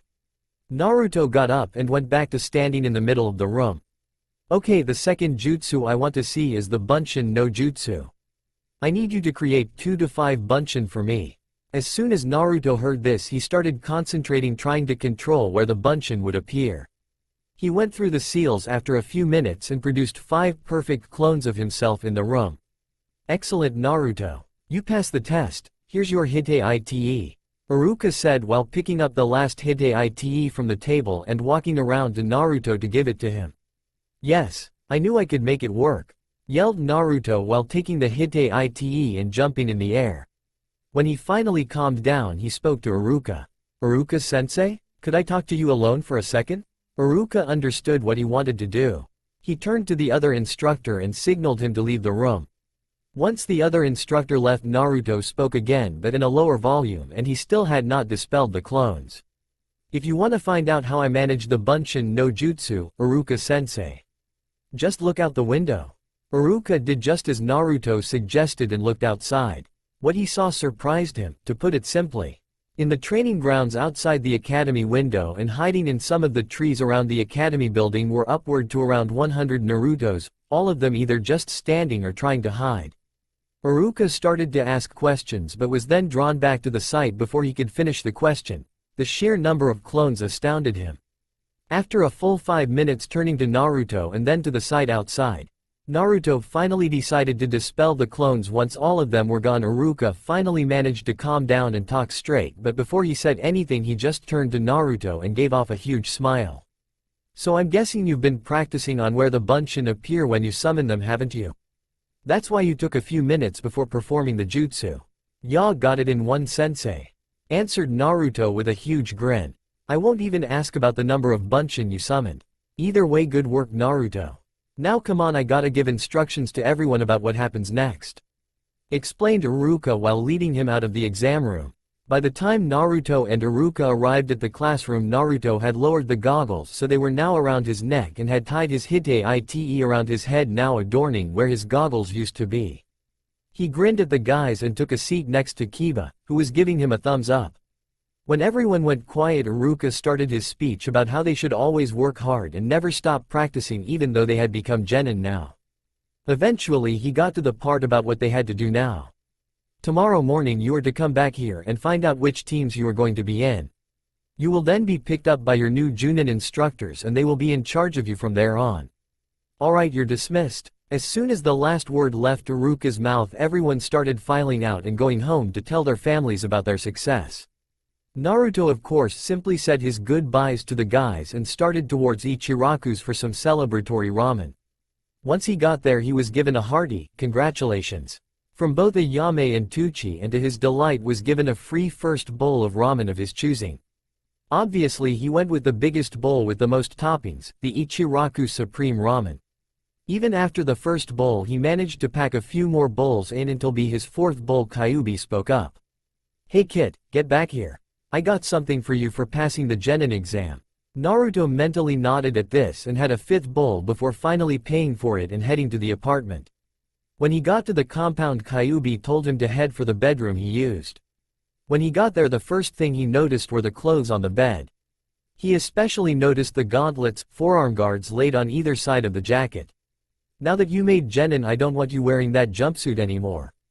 Don't complain, it's for your own good. The suit is practically screaming, hit me. I'm an easily visible target. Now try on these clothes, they used to be your father's so they should fit you. Once you're done changing, meet me in the jutsu training area. We'll start working to see if you have either Kekkei Genkei. Although something tells me you have your mother's Kekkei Genkei, I'm not sure about your father's. Having said what he wanted to say, Kyuubi left for the training area. Naruto took off his jumpsuit, so he was wearing only his boxers, goggles and Hite-Ite. He pulled the pants on first. They were slightly shorter than his usual pants, except they were black with an orange stripe going down the outer leg. Unlike his old pants, they didn't require a belt to hold up as there was elastic in the waistband and around the ends of the legs, meaning they wouldn't catch on anything. Even though a belt wasn't needed to hold the pants up, there were still loops to hold a belt in place. Once he had them on, he grabbed the two kunai holsters and strapped them to both thighs. He then grabbed a belt which had another 2 utility pouches on them and a few special pouches for holding scrolls and seal-making equipment.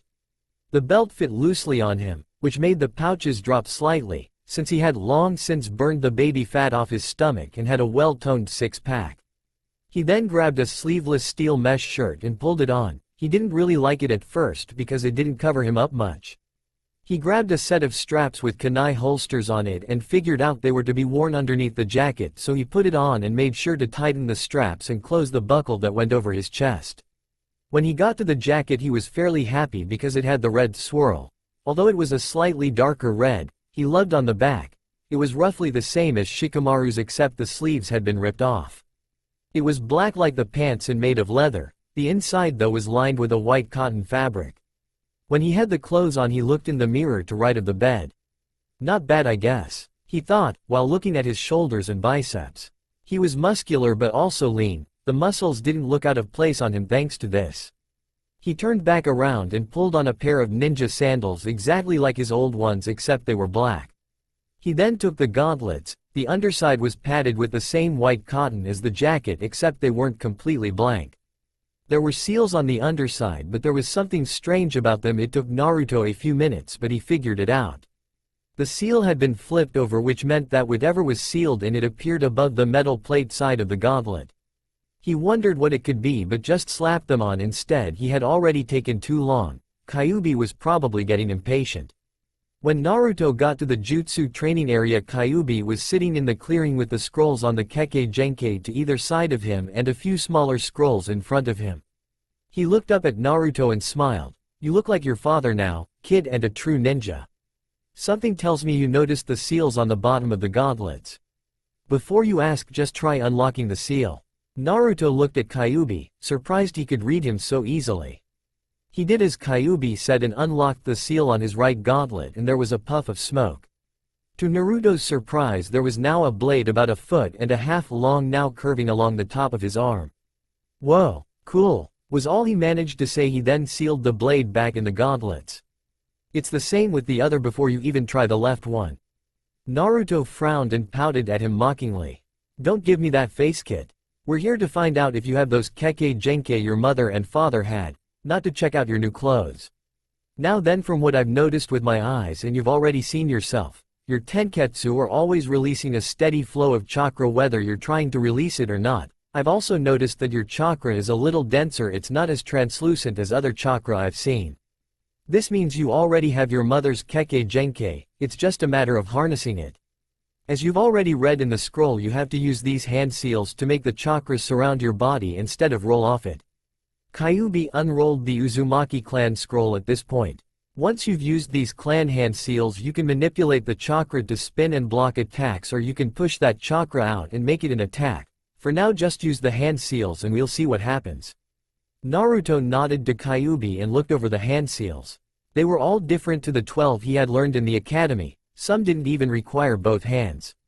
After memorizing each one in sequence, he went through them slowly. There were 20 in total. When he completed them all, he suddenly felt full of chakra and his skin felt itchy. "That's it, kid. Your tenketsu are narrowing. There's less chakra coming out, and the chakra that is coming out is sticking to your body. Alright kid, activate the Kitsune Boshi no Jutsu, so you can see for yourself." Naruto did as Kyuubi suggested and went through the seals. When he activated the fox eyes, what he saw excited and shocked him. Just a few centimeters above his skin was a layer of his chakra. It wasn't falling off him like it did the last time he activated the eyes, it was like a second skin. "You're going to be really glad I made the Kitsune Boshi no Jutsu for you, kid," exclaimed Kyuubi. "Why's that, Q-sensei?" asked Naruto, looking up from his new second skin, tilting his head to one side. "Because this way it'll be easier for you to learn to control your Rasen spiral armor, the Kekkei Genkai you inherited from your mother. Using the eyes, you can see the chakra that's covering your body. This will make it easier to control it and master the Kekkei Genkai. Now I'm going to throw a light punch to your chest. Try and spin the chakra to block it," Kyuubi said while getting up and walking over to Naruto. He waited a second for Naruto to get ready and threw his punch. Naruto was surprised to say the least. He had managed to spin the chakra at the last minute, but it wasn't nearly enough to block the attack. When Kyuubi's punch connected, he had at least expected to fall on his ass, but all he felt was a light tap. "You're lucky, kid. The spin and the dense chakra was enough to slow down my attack. I suggest you carry on practicing with some sort of clones for now. I'm going to prepare for the awakening of the Namikaze Kekkei Genkei if you have it. As Kyuubi had suggested, Naruto summoned about 30 shadow clones and had all of them punch him one at a time while he stopped and restarted spinning his chakra skin. Every time he restarted the spin it felt easier to start and speed up. After a couple of hours Naruto could block multiple hits on different parts of his body from his shadow clones. Eventually he even asked Kyuubi to hit him again with more force and was, to Kyuubi's surprise, able to block it easily. Seeing as you're so confident with your defending, let's try your attacking with the chakra. All you've got to do is force more chakra out of the point you're attacking with while spinning your chakra. It should do a large amount of damage to your opponent. Once this was said Naruto went back to practicing with his shadow clones. He had them attack him and instead of just spinning the chakra he also forced a lot of chakra out. What he saw thanks to the fox eye jutsu, he liked it, a lot. The first time he tried it he found it difficult to keep the chakra spinning but it got easier. Every time a clone hit him it instantly poofed out of existence with a satisfying pop.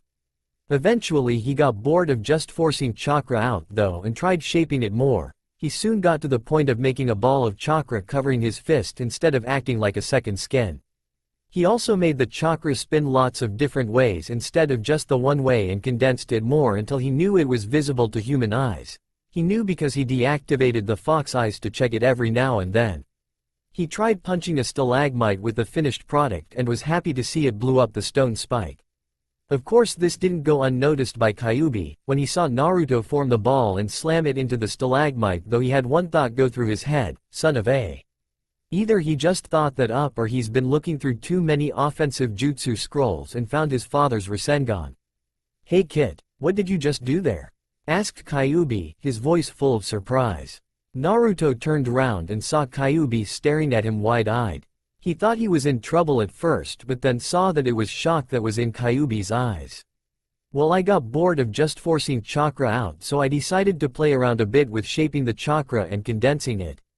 A ball was the easiest shape to make and it was easy to make around my fist. I wanted to see what kind of damage I could do with it and that's how this happened. Said Naruto, motioning to the pieces of rock strewn around the floor. I was gonna try to just make a block of condensed chakra next that would just be a hard and heavy hitter. Thing is it's really easy to make stuff out of chakra with the fox eye jutsu you gave me cause I can see the chakra take shape without having to condense it. That ball I just made had chakra spinning around in it so I think that's what made the rock blow up. I think a block of condensed chakra would probably just smash it instead of make it blow up. I also want to try and push out some chakra and flatten it, then sharpen it, making some kind of chakra sword or blade coming out of my hand and Naruto carried on like this for a few minutes while making gestures with his hands of how he would attack using these different shapes and densities of chakra. All Kyuubi could do was smile at Naruto's imagination. He's already trying to make it different to the usual Kekkei Genkei by using jutsu he alone possesses. This kid is going to go far. Just then Kyuubi heard something in the forest outside the compound with his sensitive hearing. Kyuubi interrupted Naruto's train of thought with a "SSH kid. There's something going on outside in the forest. Sounds like 3 people and they're fighting about something. We better take a look kid." Kyuubi guided Naruto to the entrance and opened the door. Thankfully the waterfall covered the noise of the opening door, which meant unless you were standing right next to the door you would never hear it open. When they got out of the compound they noticed it was already dark. "Kid, over there, by the 2 largest trees to your right," whispered Kyuubi to Naruto, while they were sliding along the wall, getting out from behind the waterfall. Naruto looked over to where Kyuubi had told him. Thanks to the fox eyes, which were still active, he could see fairly clearly in the darkness. He could clearly see 3 figures, one on the floor being held down by another while the third was talking to the one being held down. Kyuubi signaled to be quiet because they were going to get closer to see what was happening. They took to the tree branches and jumped silently closer, using the mental link to talk if the need arose. When Kyuubi stopped on a branch almost directly above where the figures were standing, Naruto could feel Kyuubi's rage through the mental link. He started wondering what was wrong that was until he landed right next to him and saw the 3 clearer. Standing up was Mizuki, a Chunin instructor Naruto had seen in the academy. On his back was a couple of large Fuma shuriken and a large scroll the same size as the clan scrolls from the compound. Naruto didn't particularly like him since he had always ignored Naruto during any lessons he was teaching. Naruto couldn't tell who the one holding the third person was because he couldn't see the person's face. The third person on the floor though, he could see the person's hair and he instantly knew who it was on the floor. Naruto now understood Kyuubi's anger and shared it. On the floor was Iruka, the only instructor at the academy to respect and have faith in Naruto, Kyuubi's kit. Before Kyuubi could do anything, Naruto jumped down and knocked out the ninja holding Iruka in a blind rage. He then turned to Mizuki. Well, speak of the devil, or should I say demon. Huh, I was just wondering how Iruka could have believed in a demon gaki like you. You know what he said? He said it was because you aren't the demon, that you're just a child that grew up parentless because of the demon, just like him. Now that's a laugh. I have to say I was surprised he didn't kill you the first day he met you. You know why? Because it was you who killed his parents, demon. And now I'm going to do something he didn't do and something the village should have done 12 years ago, namely kill you. Mizuki said as he detached one of the Fuma shuriken from his back. I'm going to have to kill Iruka after you, of course. Somebody just can't steal the Hokage's scroll of jutsu and leave a witness. Mizuki threw the shuriken at Naruto upon saying this. Mizuki of course didn't know that Naruto could just block the shuriken with his newly mastered Rasen Kako. Sadly, neither did Iruka. Just before the shuriken hit, to everyone's surprise, Iruka had put himself between the large shuriken and Naruto, blocking the shuriken.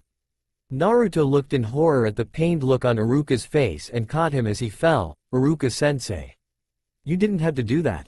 The shuriken. Yes, I did have to do that, Naruto. Iruka broke in. I don't blame you, Naruto, for my parents' death. I know you were merely the jailer, not the demon. I've seen that. I saw the first day I met you. It was in your eyes. You were sad, lonely and lacked the love a mother and father gave. It was the exact same for me when my parents were killed by the Kyuubi all those years ago. Tears were streaming down Iruka's face now. I don't care what the villagers think of you. You will be Hokage and the villagers will look up to you. Now run, get away and find somewhere to hide so you can survive and realize your dream. Iruka passed out a few seconds after saying this. Naruto looked at the motionless body of his sensei, the closest thing he probably had to a father, and something in him snapped. How can I run? If I run, the villagers will never look up to me. I'll be looked upon as a coward who left his sensei to die in the middle of a fight. He said to no one in particular. Mizuki, you will pay for your treason to Konoha and your treachery towards your fellow shinobi. I have estimated the sentence of such crimes to be death. Naruto looked up. He had now tapped into Kyuubi's chakra, for he had activated the Kitsune Sume no Jutsu without the hand seals and the claws were red. Mizuki looked in horror at what he saw, for it wasn't until that moment that he saw Naruto's red eyes, and his fear only increased from the appearance of the chakra-made claws. Naruto then continued to make earth clones, water clones and shadow clones and issued one single command: attack. All hell broke loose at that moment as Mizuki tried to block the attacks of the clones. Some had the same glowing claws as the real Naruto. Even though he managed to defend himself, just about, he was just too outnumbered to keep it up. Eventually he was hit by a particularly strong kick to his back and was jumped on by the clones in his defenseless state. He was further kicked, clawed, punched and even had Naruto's new Kekkei Genkai attack used on him. It was this moment that Kyuubi decided to step in. He placed a hand on Naruto's shoulder and gave him a solemn look. Naruto knew exactly what Kyuubi was trying to tell him and he calmed, instantly dispelling the clones with large splashes and pops and crumbling as they all returned to their original raw materials. After the smoke cleared, it revealed a very bloody, bruised, battered and very much alive Mizuki. It is not your place to judge him, Kit. If you killed him now, you would only be proving him right in that you're a monster, but you're better than that. Leave his sentencing to the Hokage. Now let's send a flare for the Anbu to find you guys. I'm going to go back to the compound. I don't want you to be any more trouble. I'll watch what happens through the mental link. See y'all later, Kit. At that, Kyuubi ran back to the compound and established the mental link so he could watch over Naruto. Naruto sat down next to Iruka-sensei and quickly went through some hand seals. He sent a flare up from his hand and Anbu arrived within a few minutes to find him holding Iruka and crying silent tears. When he saw them he instantly asked them to take care of Iruka, asking them to use any healing jutsu they knew on him to stem the flow of blood from the gaping wound in his back. That night Naruto stayed in the Hokage's office after the Anbu had escorted him there to be questioned. He lied, obviously, to cover up the fact that he was being trained by Kyuubi. He told the Hokage that he had been jumping around the village rooftops because he was happy about making genin and couldn't sleep. How he had seen Mizuki and the other nin take Iruka from his home and drag him to the forest to frame him for the theft of the scroll. And finally how he had jumped in to try and save Iruka only to be saved by him and then take revenge for his fallen sensei by using his Kekkei Genkei, which he only found out about that night during the fight. Leaving out all the clones and activating his fox-based jutsu for obvious reasons. The Hokage believed every word and immediately sent Mizuki and his partner in crime to be incarcerated until further notice. He then informed Naruto that Iruka would be okay. That Iruka just needed a bit of medical jutsu and a blood replenishment pill and he would be back in the academy in the morning to work again. Naruto brightened up at this piece of information and thanked the Hokage as he dismissed Naruto. Leaving the Hokage tower, Naruto noticed that the sun was already rising. He decided to go to Ichiraku's and see what he could get for breakfast. When he got there he was happy to see that they just opened up for the day. "What, Naruto-kun? What are you doing here so early? Anyway, I'm afraid I haven't even started on the broth yet, so I don't have any ramen," explained Tucci. Naruto looked up at the old man with a grin and said, "That's okay Oji-san, I'll just have some ohagi and some green tea." "Onagai." Tucci looked at Naruto with a kindly smile and said, "Coming up kiddo." He turned around and started to walk into the back while shouting, "Hey Ayame. Get some ohagi and green tea made for our #1 customer." A few minutes later Ayame walked out with a tray full of ohagi and propped it in front of Naruto. Wow, what happened to Naruto? He usually wears that jumpsuit of his. Guess he thought it wasn't good to wear if he was going to be a ninja, but, wow. A body like that. I shouldn't complain and none of the girls at the academy aren't going to complain either. I wish he could be just a few years older. Arigato Ayame-chan, he said in a cheerful voice and started munching down on the food. You're here early Naruto-kun. I know. You were probably too excited at becoming a genin to sleep last night and probably stayed up all night, didn't you? Naruto just nodded at this, not wanting to worry her with the truth. I knew it. You're so full of energy all the time, I'm surprised if you can sleep at all. I'll be right back with you green tea. K. She left with her usual cute grin. Man, I'm glad I found this ramen place back when I started the academy. Not only do they have great food, but they don't fear or hate me here either, and it's nice to have a girl look at me with a smile instead of just hit me and tell me to bug off. Naruto thought as he waited for Ayame to get back with the green tea. A few minutes later and she came back and placed the cup next to the tray. Naruto finished the ohagi he was eating and drank some of the tea. He just stayed there for a half hour talking to Ayame and enjoying his breakfast.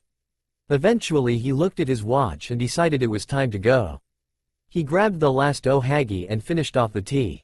He thanked Ayame and Tucci, paid for the food and started walking toward the academy. When he got there, he found the gates already open early and walked straight for his class while he finished his breakfast. When he got there he sat down and waited for everyone else. The next person to get there was Sasuke, which he had already guessed would come in early. Sasuke looked at Naruto wide-eyed, at first surprised to see him wearing anything other than his orange jumpsuit and actually early to class. He then just went to sit down in his usual spot by the window. About half an hour after that he saw Hinata walk in the back door and take her usual seat in the corner. After that some of Sasuke's remaining fangirls arrived and argued over who would sit next to him. They didn't even look at Naruto as they came in. After that another group of girls walked in. They saw him and all of a sudden they were fawning over him like Sasuke's fangirls were for him. At the front of this group was the Ino girl that used to fawn over Sasuke until the fireball incident. At first he just sat there blushing while they were grabbing his shoulders and biceps, feeling how firm they were and squealing with delight. After a while they started arguing who got to sit with him. It was at this time that he decided to sneak away and sat up at the top, all the way at the other end of where Hinata was sitting. Seeing him closer, of course she noticed his new clothes and how the mesh shirt showed his toned upper body and the jacket showed off his muscular arms. She of course kept getting drawn to his open jacket, seeing his chest and stomach. After a few seconds of staring, she quickly turned away as she had a small nosebleed and a very deep red blush. After a while, Kiba and the guys walked in and noticed that Naruto was up at the back and called him to come back to the middle. His new fangirls noticed this and immediately rushed to him at the back of the classroom and restarted the initial attack all over again. Naruto made a mental note to get Kiba back for that later. While Kiba, Choji and Shikamaru stared in shock at Naruto's newfound popularity. They later noticed his new get-up and figured out why the girls went crazy for him, and he saved a lot of them from Sasuke's fireball earlier that month. Thankfully for Naruto, Iruka decided to walk in at that very moment, and after getting over the initial shock of seeing Naruto's new fan club and his new ninja uniform, called for everyone to sit down. Naruto managed to get stuck with Ino and another girl sitting either side to him happily. Naruto had never thought of getting a girlfriend because he was always so busy training at the compound. Sure, he thought some of the girls were cute, but he never asked any of them out. In fact, he didn't want to have a girlfriend until he was at least Chunin. Then he figured he could spend more time with her because he could choose his missions more freely. Iruka shouted, "Alright, I'm now going to sort you guys out into your 3-man teams and assign you your team number. Once I'm done, you will sit down with your new teammates and wait for your Junin instructor to pick you up. Now then, Team 1. Iruka carried on like this for a few minutes. Naruto didn't care much for finding out the rest of the teams, so he just zoned out and tried to ignore all his new fangirls looking at him. When Iruka finally called out his name and he snapped back to reality, Uzumaki Naruto, Haruno Sakura and Uchiha Sasuke. You will make up Team 7. At the moment of hearing this, Naruto contemplated committing seppuku right then and there with a kunai. Can't hurt that much, can it? Dreading the thought of having to be in the same team as the squealer and the stuck-up. Sakura was inwardly jumping for joy because she was on the same team as Sasuke. Alright, I'm with Sasuke. He's bound to ask me out now. Sasuke was thinking why they had to be put in a team to begin with. If they get in my way, I'll kill them myself. Every girl in the room, including Hinata, thought the same thing about Sakura at that moment. Lucky forehead girl. I should be with Naruto, Sasuke. The three then sat down together so everyone else could be put in their own teams. After Iruka was done, he told them all they had to wait until after lunchtime for their new instructors to pick them up. At that, everyone got up and walked with their teams to get lunch together. Naruto, Sakura and Sasuke did walk out the building together, but as soon as Sakura asked Sasuke if he wanted to eat lunch with her, he disappeared. Naruto spoke up. I would ask you if you want to join me for lunch, seeing as we're teammates now, but something tells me you're gonna say no. Sakura turned on him and started shouting, Naruto. Shut up, you're so. At this point she had finally turned around and taken notice of his new clothes. She obviously also noticed how his new clothes showed off the body he would usually cover up with the jumpsuit. She just stood there open-mouthed and gawking at his body. Naruto waited a couple of seconds expecting her to answer him. He then waved his hand in front of her eyes. Sakura-san? Hello? When she didn't answer, he just shrugged and walked off for Ichiraku's. When he turned the corner, Sakura managed to snap out of her shock and sighed when she saw that Naruto had ditched her. In her shocked state, she then went to find a bench where she could enjoy her lunch. Naruto just walked back the same way he had come from that morning to get back to Ichiraku's. It had gotten a lot more busy since the morning. He could see that a lot of the villagers still glaring at him, but he also felt another sort of stare on him. He just couldn't shake it or understand what it was about, until he remembered what it felt like when those fangirls were staring at him. When he figured that out, he instantly took to the rooftops, in case he might get swarmed again. Thanks to his little detour to the rooftops, he managed to make it over to Ichiraku's in record time. He managed to sneak under the curtain and onto the stool without being noticed by the young female villagers, thankfully. He ate a few bowls and then decided to leave before he was found. He decided to find Sasuke to have a talk with him about being in the same team. He took to the rooftops again, hoping to see Sasuke somewhere on the way back to the academy. Where would the Teme go to eat lunch? He was thinking while going from one roof to another. I'm gonna have to up the weight again when I get to the compound tonight. I feel too light. He kept up his pace while also taking a few detours, checking out likely places for Sasuke to be. Eventually he did find Sasuke moping around and eating some gohan in what looked like his apartment. Naruto jumped down to be outside the window and got Sasuke's attention. Hey Sasuke Teme. Sasuke, being surprised, choked on the bite he had just taken. What do you think you're doing, Dobi? Wait, scratch that, why are you here? Asked the Uchiha with a glare after he managed to cough up the rice. I wanted to talk with you. Since we're gonna be teammates, could we at least forget we hate each other during training and missions so we don't get each other killed? Answered Naruto, looking the Uchiha in the eye. What's the matter, Dobi? Afraid I won't protect you? Said the Uchiha with a smirk. Yeah, right, said Naruto under his breath. I'm more afraid of you being too arrogant to ask for my help and getting yourself killed. Replied Naruto with a bit of venom lacing his words. Sasuke narrowed his eyes at Naruto now and said, Fine, but don't get in my way or I'll kill you myself. That goes for that pink-haired fangirl that's always following me around as well. Naruto sighed and started back for the academy. Guess that was the best I could have hoped for with his arrogance. Not to mention his obsession with killing his brother. Something tells me he'll be more trouble than he's worth, Kit. Kyuubi offered. Something tells me you're right, Q-sensei. I'm still gonna try though. As you know, I never give up. Naruto told Kyuubi as he grinned. Team 7 had been waiting 3 hours now for their new Junin instructor. Everyone else had already been picked up by their instructors. Naruto was sitting at the back where he went to try and escape the fangirls, while Sasuke was sitting in the usual spot. Sakura on the other hand was torn. She had no idea who she should sit next to. She was now infatuated with Naruto because she had seen his well-sculpted body, but she was also infatuated with Sasuke because he had that mysterious air around him. She did the only thing she could think of doing at that moment, and that was sit down in front while looking at the two. What do you think's up with Sakura, Q-sensei?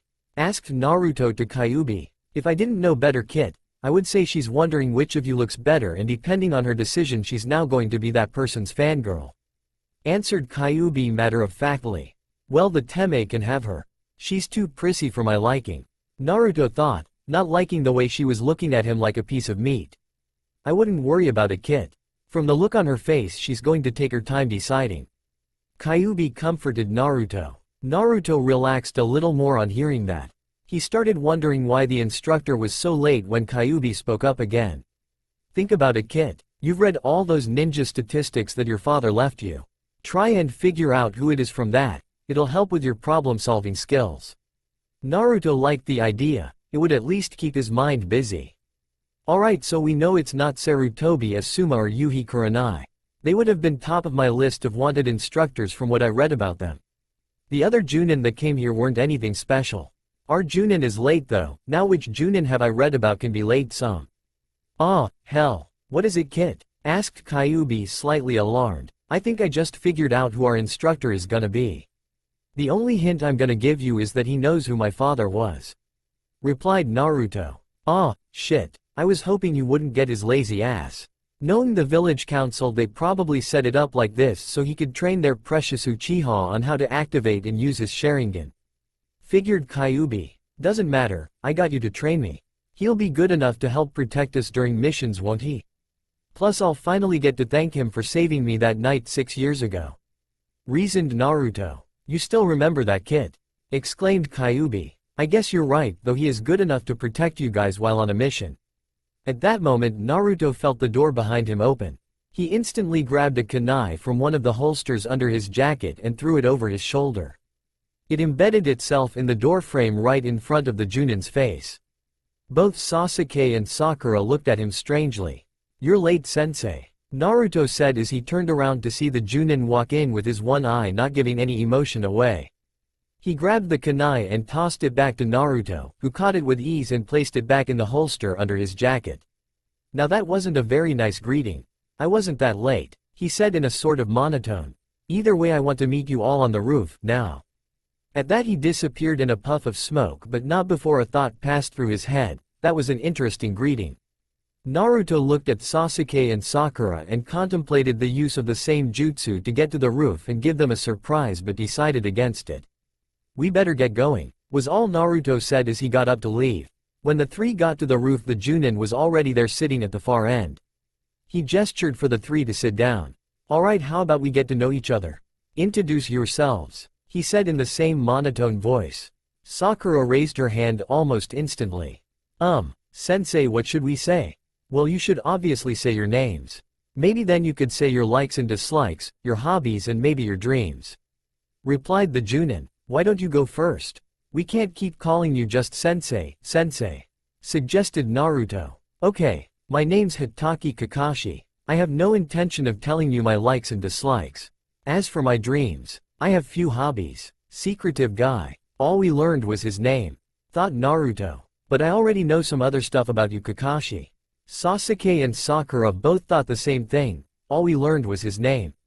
Okay, what about you with the pink? Kakashi said, pointing towards Sakura, who was sitting in between the other two. I'm Haruno Sakura. Well, the person I like is. And my hobbies are, well, my dream is too. She hid her face with her hands at this point, in embarrassment and confusion. All the time she had been saying this, she had been looking between Naruto and Sasuke, not sure which one to settle on. Anything you hate? Asked Kakashi, still not giving away emotion.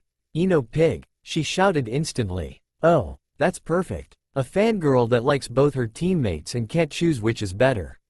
That's gonna be annoying, Kakashi thought. Okay, what about you, Blondie? He said while pointing at Naruto, to the left of Sakura. The name's Uzumaki Naruto, shouted Naruto with confidence. Like you didn't know that already, Kakashi. He thought briefly. I like ramen and training. I dislike the 3-minute wait after adding water to the ramen cup, when making instant ramen. I got some hobbies, but I ain't saying what they are.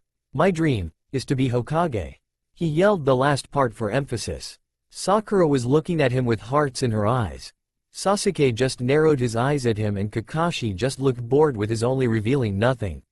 He's grown up strangely. I was expecting to be more bitter. Thought Kakashi before turning to Sasuke. Alright, emo kid, you're up last. I'm not emo. Sasuke yelled, his eyebrow twitching. This elicited a chuckle from Naruto.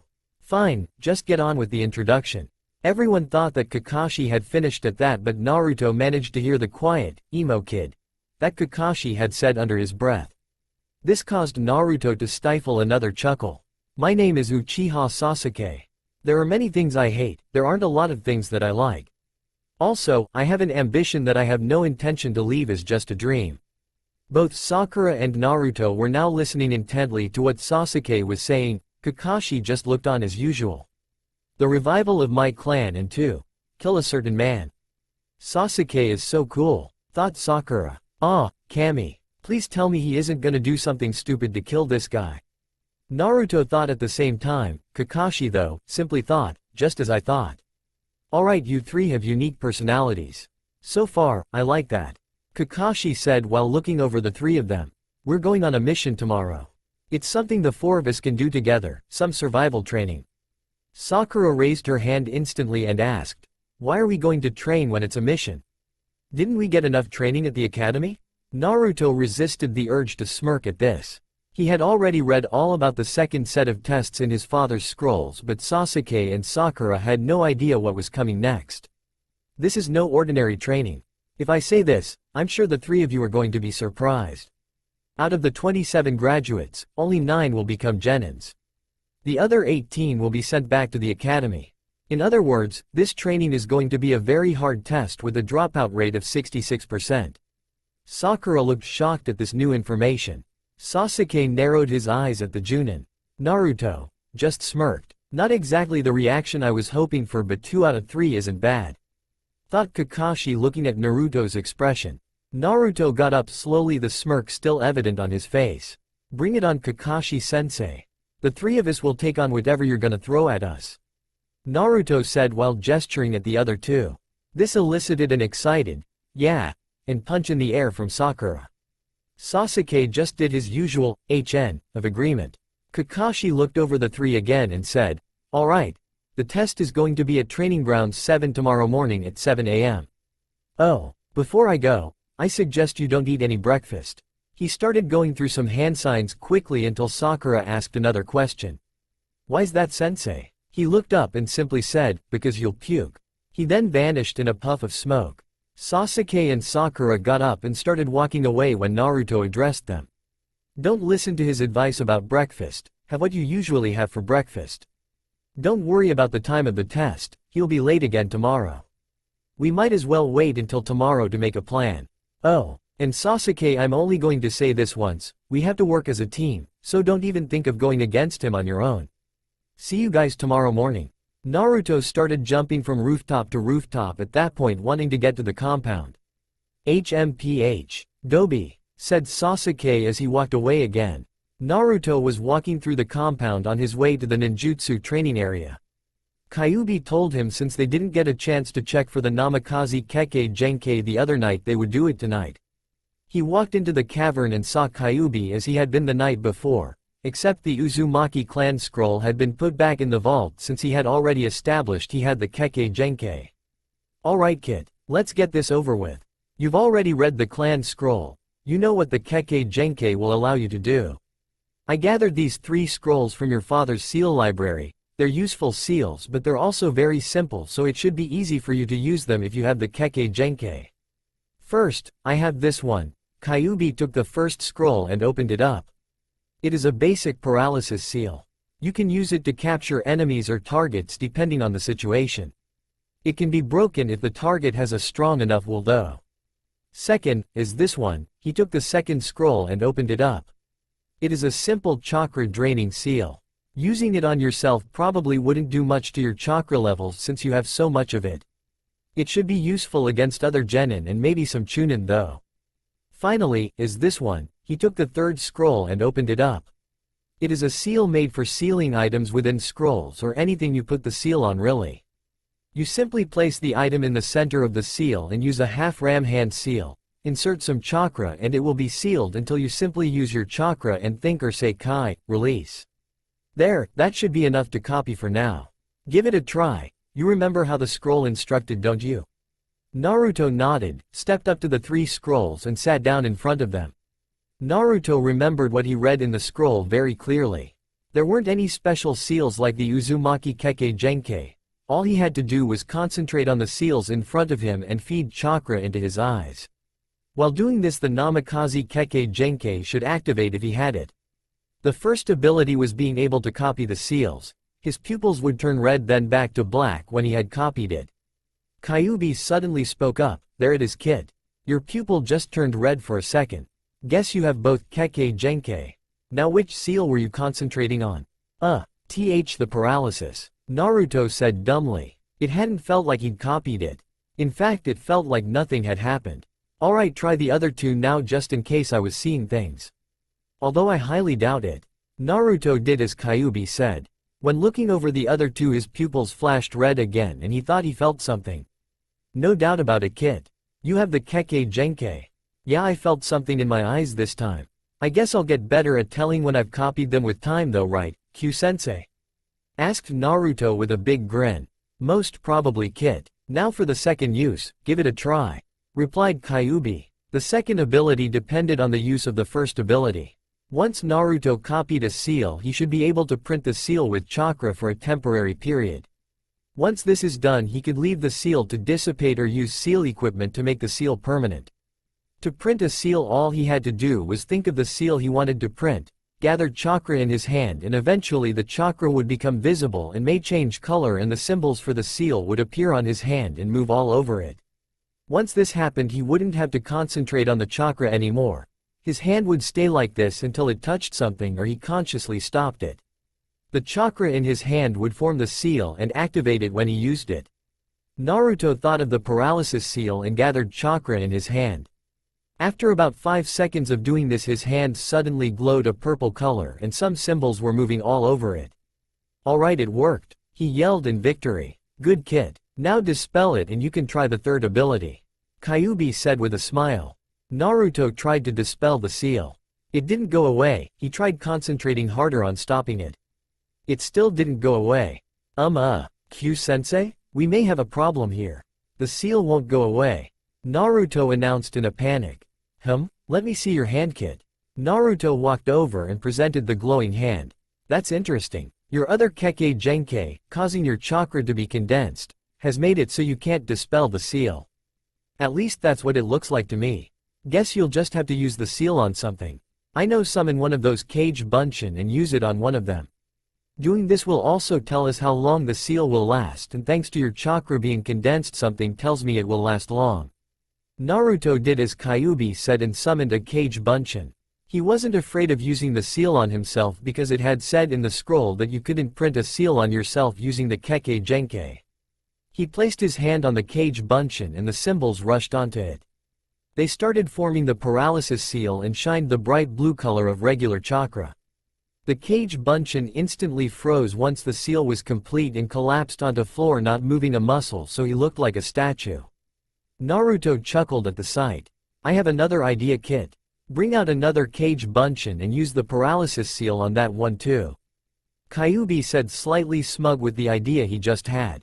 Naruto did as Kyuubi said and soon they had two cage bunshin collapsed on the floor looking like fallen statues.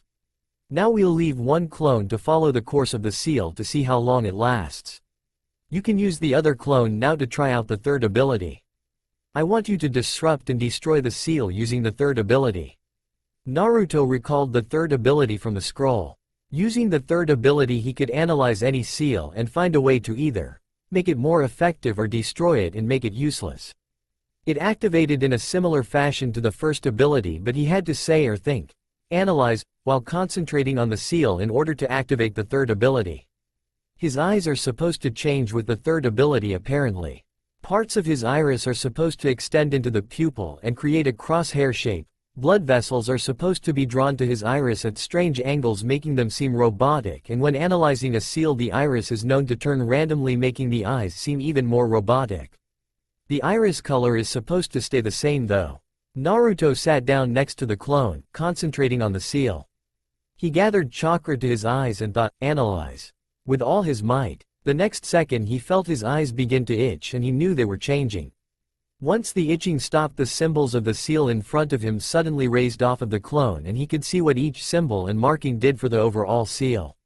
He looked over each symbol and marking. He finally stopped at a symbol and decided, looks like if I destroy this symbol the whole seal will be destroyed, but I'm not sure.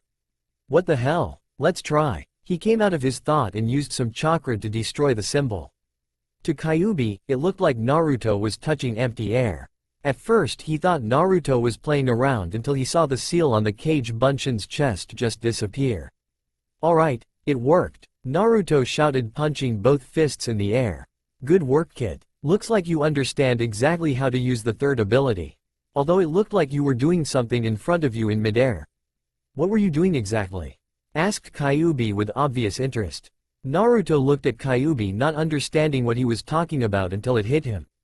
Only he could see the symbols when they were raised, thanks to the Kekkei Genkei. Oh, well, I was destroying the seal. When my eyes activated, the seal's symbols raised from the clone and spread out. Then I looked over the symbols and found the one I had to destroy to get rid of the whole seal. Guess I must have looked crazy just prodding at empty air like that, huh?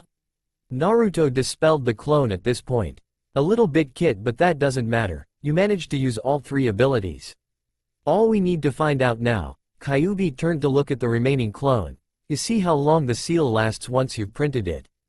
Anyway, you might as well go home. I'll tell you when the seal dissipates. I don't want to tire you out with training tonight. You're going to need to be on top form for tomorrow's test. Alright, Q-sensei. See you tomorrow after the test?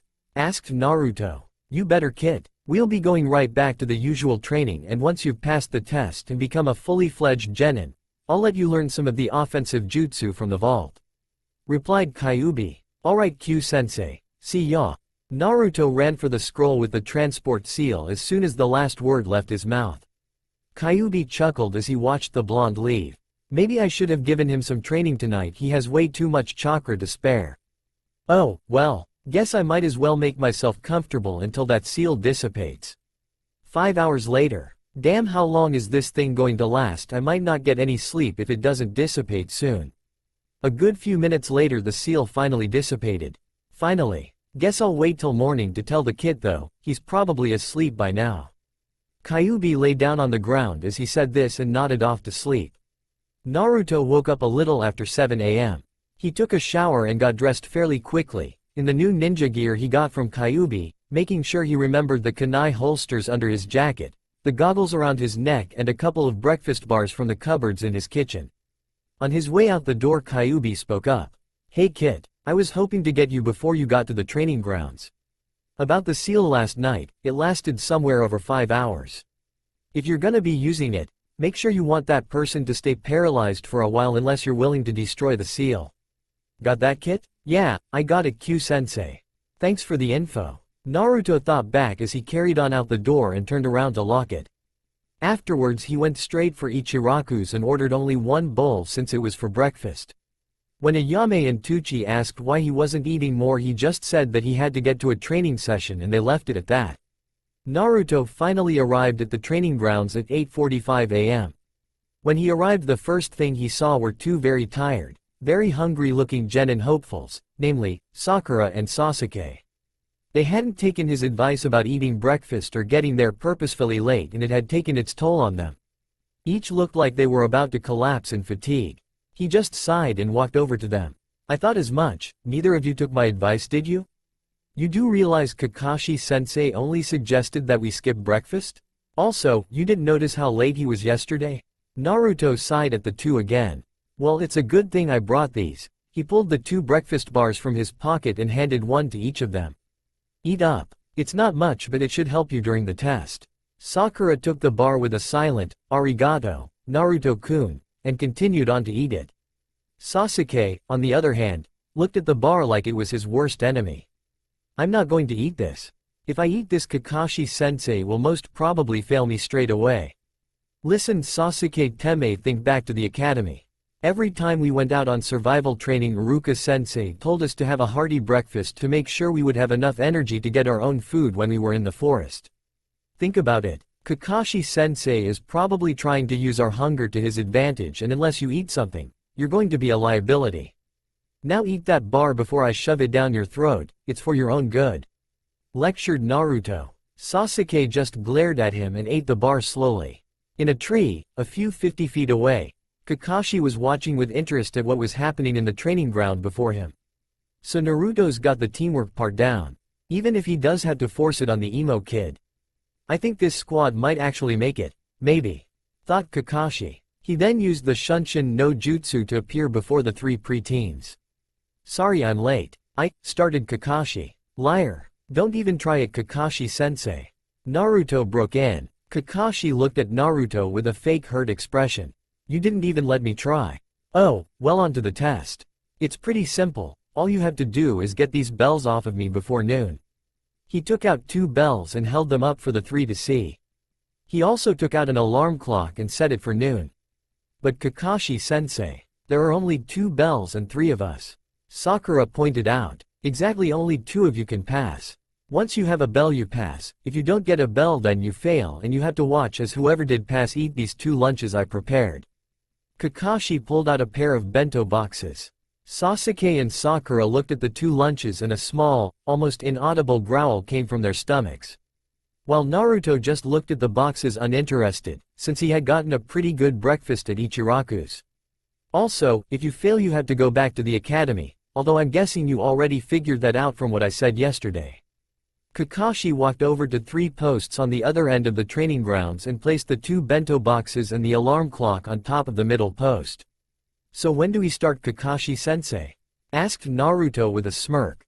Well, first, I should tell you, if you want to get these bells that you're gonna have to come at me with everything you have. That means you have to have an intent to kill. You can use anything you want, kunai, shuriken and anything else you may have. Replied Kakashi with an eye smile. But that's too dangerous, Kakashi-sensei. Sakura yelled in fear for the Junin's life. Don't worry, I'll be fine. He replied. By the way, the test starts now. At that, all three sped into the trees for cover. They have a pretty good grasp of stealth, thought Kakashi. Naruto, in his hiding place, created 4 cage bunshin. He ordered 2 to find Sakura and for 1 to bring her to the meeting place he specified, while the other performed a hench to take her place. He ordered 1 to take his hiding place and the last to follow him in order to get Sasuke. The 2 bunshin sent for Sakura found her quickly and explained the situation to her once she got over the shock of seeing 2 solid Narutos. 1 quickly performed a hench to turn into her and take her place, while the other guided her to the meeting place. Sasuke on the other hand wasn't so cooperative and the real Naruto ended up knocking him out and dragging him to meet Sakura while the bunshin took Sasuke's place under a hench. While all this was going on, Kakashi was raising an eyebrow in surprise at sensing the 4 new presences. What's going on? A clone technique of some kind. Guess I'll just have to find out. He thought as he started for the 3 still in the trees, and he felt the other 4 moving away to the west. He found Naruto first and went through the usual plan. Ninja Lesson 1. Taijutsu. He said when he appeared behind the clone. The clone just looked at him unimpressed and got up to face the Junin. Kakashi took out his copy of Icha Icha Paradise and went on to say, Taijutsu no Ugi. Senin Garashi. Kakashi then appeared behind the clone and plunged his fingers into its rectum. Unlike what he usually gets from that technique, which is a genin hopeful flying away, he was surprised to get a face full of smoke. Kage Bunshin. When did one of them learn that? He thought in surprise. He had read the 3 genin hopefuls' personal files and it didn't mention anything about any of them learning the Kage Bunshin no Jutsu. If this was a Kage Bunshin, then something tells me the other 2 still here are the same. I'll have to go after the other 4. He didn't get the chance to follow though because the other 3 Bunshin appeared in front and behind him having gained the memories of their fallen brother. Their mission now was simple: keep Kakashi distracted for as long as possible. Elsewhere in a small clearing in the forest, the real genin hopefuls were just finishing their plans. One obviously not liking the fact that he had been dragged into this. Okay then, now that that's sorted, you guys get going on the traps. I'm gonna find a place to hide and wait for Kakashi. Hopefully one of the Kage Bunshin will be able to survive long enough to lead him to this place. Naruto said as he began to turn away and head for the trees. Wait a second Dobi, why is it you who gets to go after Kakashi? Asked Sasuke a little angry. Because I have the perfect way of bringing him down, Teme. And don't worry, you 2 can have the bells for all I care. I just want to see the look on Kakashi-sensei's face when I use my technique on him. Now get going, he's already gotten rid of 2 of my Kage Bunshin. Ordered Naruto. Sakura went on to start on the traps with Naruto's weapon pouches and kunai holsters in hand. Sasuke on the other hand just walked behind her grumbling to himself. Kakashi had just tried to use a genjutsu as lesson 2 on the clone that looked like Sakura and it had gone up in smoke. Another clone? Why doesn't that surprise me? He thought, turning to the other 2. After each trap was set up perfectly using all the kunai and shuriken they had created a menagerie of traps to keep Kakashi occupied. While they were looking over their handiwork, they heard Naruto whistle signaling that Kakashi had dealt with all but one of the Kage Bunshin and was currently on his way toward them. The 2 quickly hid behind the bushes where they could set off all the traps. A few minutes later another Naruto landed next to them and quickly explained he was a clone, not the real one, before they could complain. They then got up to see Kakashi standing a few feet from the bushes staring straight at them. Alright, time's almost up. Now are the real yous going to finally try and get the bells from me or what? Kakashi asked, turning to his orange book about halfway through his speech. The 3 smirked at him and said in unison, "Hi." As soon as the word left their mouths a multitude of shuriken and kunai were thrown at him. Traps, huh? That was their big idea? I would have at least expected the emo to try a kaden on me. Kakashi thought as he took out a kunai and blocked each and every weapon thrown at him, not once looking up from his book. As he was still blocking the projectiles, Naruto and Sasuke jumped in to attack him. They both hit their mark only to have it turn into a log. The barrage of weapons had stopped now, so the 2 looked around trying to figure out where he had gone. Where is he? Sasuke thought while Naruto was also looking around. All of a sudden the ground beneath both of them crumbled and Kakashi's hands came up, grabbed both their ankles and pulled them under, leaving only their heads above ground. Kakashi knelt down in front of the 2 as he said, Ninja Lesson 3. Ninjutsu, Doden. Shinju Zanshu no Jutsu. And was about to get up when suddenly, he couldn't move. What's going on? He asked no one in particular. His question was partly answered when the Naruto in front of him went up in smoke. Another Bunshin? I was sure this one was the real one. So where? He was thinking, wide-eyed, when Naruto stepped out into his field of vision. I couldn't even feel his chakra. He's better than he's letting on, or was letting on at least. How do you like my paralysis seal, Kakashi-sensei? Naruto asked the immobile Junin while he summoned some Kage Bunshin to get Sasuke out of the ground. Naruto went over to the Junin and unfastened the 2 bells. I'll take these. Hey Sakura, catch, he yelled, throwing one her way then holding the other out to Sasuke when he was out of the jutsu. Sasuke just glared at Naruto and snatched the bell from him. So this means that they pass, right, Kakashi-sensei? Yes, Kakashi answered. Good, well, see you guys. I'm going back to the academy since you two have the bells and I don't. Naruto said with a grin as he turned around and started for the academy when Kakashi spoke up. Stop, Naruto. You all pass, Kakashi told him. Naruto already expected this and would have grinned but instead held it back, while Sakura and Sasuke just looked surprised and confused. You realized the purpose of this test and got the three of you to work together to take me down. The purpose was to see if you could work as a team and you did. You knew that me telling you not to eat breakfast was so I could use your hunger against you, so you brought food for your teammates. There is a saying I like to follow, those who break the rules are scum but those who abandon their friends are worse than scum. Naruto finished. Kakashi did an eye smile and answered, exactly. Now that you all passed, could you please take the paralysis parchment seal off me? Kakashi asked with an eye smile. Why don't you just break it? Being a Junin, you must have a strong enough will to break it. I mean, it's a pretty simple seal, replied Naruto, hands behind his head. Kakashi simply replied, I'm too lazy. Naruto sighed while the other two had a large bead of sweat appearing on their forehead. Okay, give me a second. Naruto walked back over to Kakashi. Once his eyes were out of sight of Sasuke and Sakura, he activated his Kekkei Genkai and quickly destroyed the seal. Coming back from behind Kakashi, who stood up, he pretended to stuff something into his jacket to make them think it was the parchment seal. Now then, you three can have tomorrow off. I need to get some paperwork done concerning you three becoming genin. Meet me here the day after tomorrow at 8 AM and we'll start on your training and missions. Dismissed, Kakashi announced and started to leave for the Hokage Tower while Sasuke and Sakura were leaving the training grounds. He would have carried on but was stopped by Naruto. Hey, Kakashi-sensei. Can I talk to you for a second? The blonde asked his new sensei. Everyone turned to look at Naruto at that point. He quickly told Sasuke and Sakura to go on without him and that he would catch up.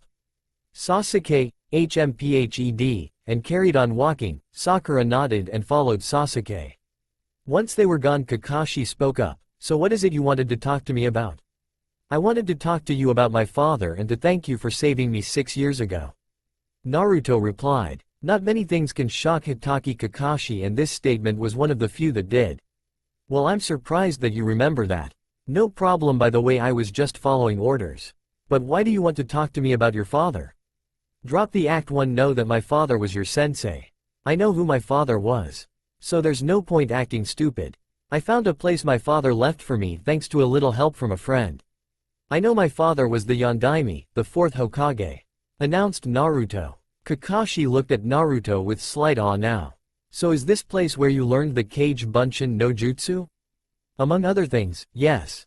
Naruto answered. I was also trained by the same friend who led me there. He trained me to the ground and helped me awaken my Kekkei Genkai, both of them. Kakashi was staring wide-eyed again at Naruto. Both Kekkei Genkai? He asked in an incredulous tone. That's right. I gained my father's Kekkei Genkai and my mother's. I'm telling you this now so you don't find out later and question me. I have a good understanding of both Kekkei Genkai. In fact, it was through my father's Kekkei Genkai that I was able to paralyze you and remove the seal. If I hadn't removed the seal or you hadn't broken it, you would have probably been stuck like that for about 5 hours, by the way. Naruto informed the stunned Junin. This friend you're talking about. It's Kyuubi, isn't it? Kakashi asked, the awe still present on his face. Not lazy enough to figure that out, are you? Yeah, Kyuubi trained me in everything, and from the fact that you're not shaking in your boots from talking about him, I'm guessing you know he didn't mean attack the village? Naruto asked, raising an eyebrow. Yeah, I know all about how he went on the rampage thanks to someone from the Uchiha clan using the Mangekyo Sharingan on him. Minato-sensei explained it to me before he sealed Kyuubi and you. He wanted to be sure I wouldn't blame Kyuubi for the attack, and I don't. Explained Kakashi. Good to know, so we won't have any problems with each other? Naruto asked. No, I haven't got a problem with you or Kyuubi. I am afraid to say though that at your current level one probably couldn't teach you much anyway.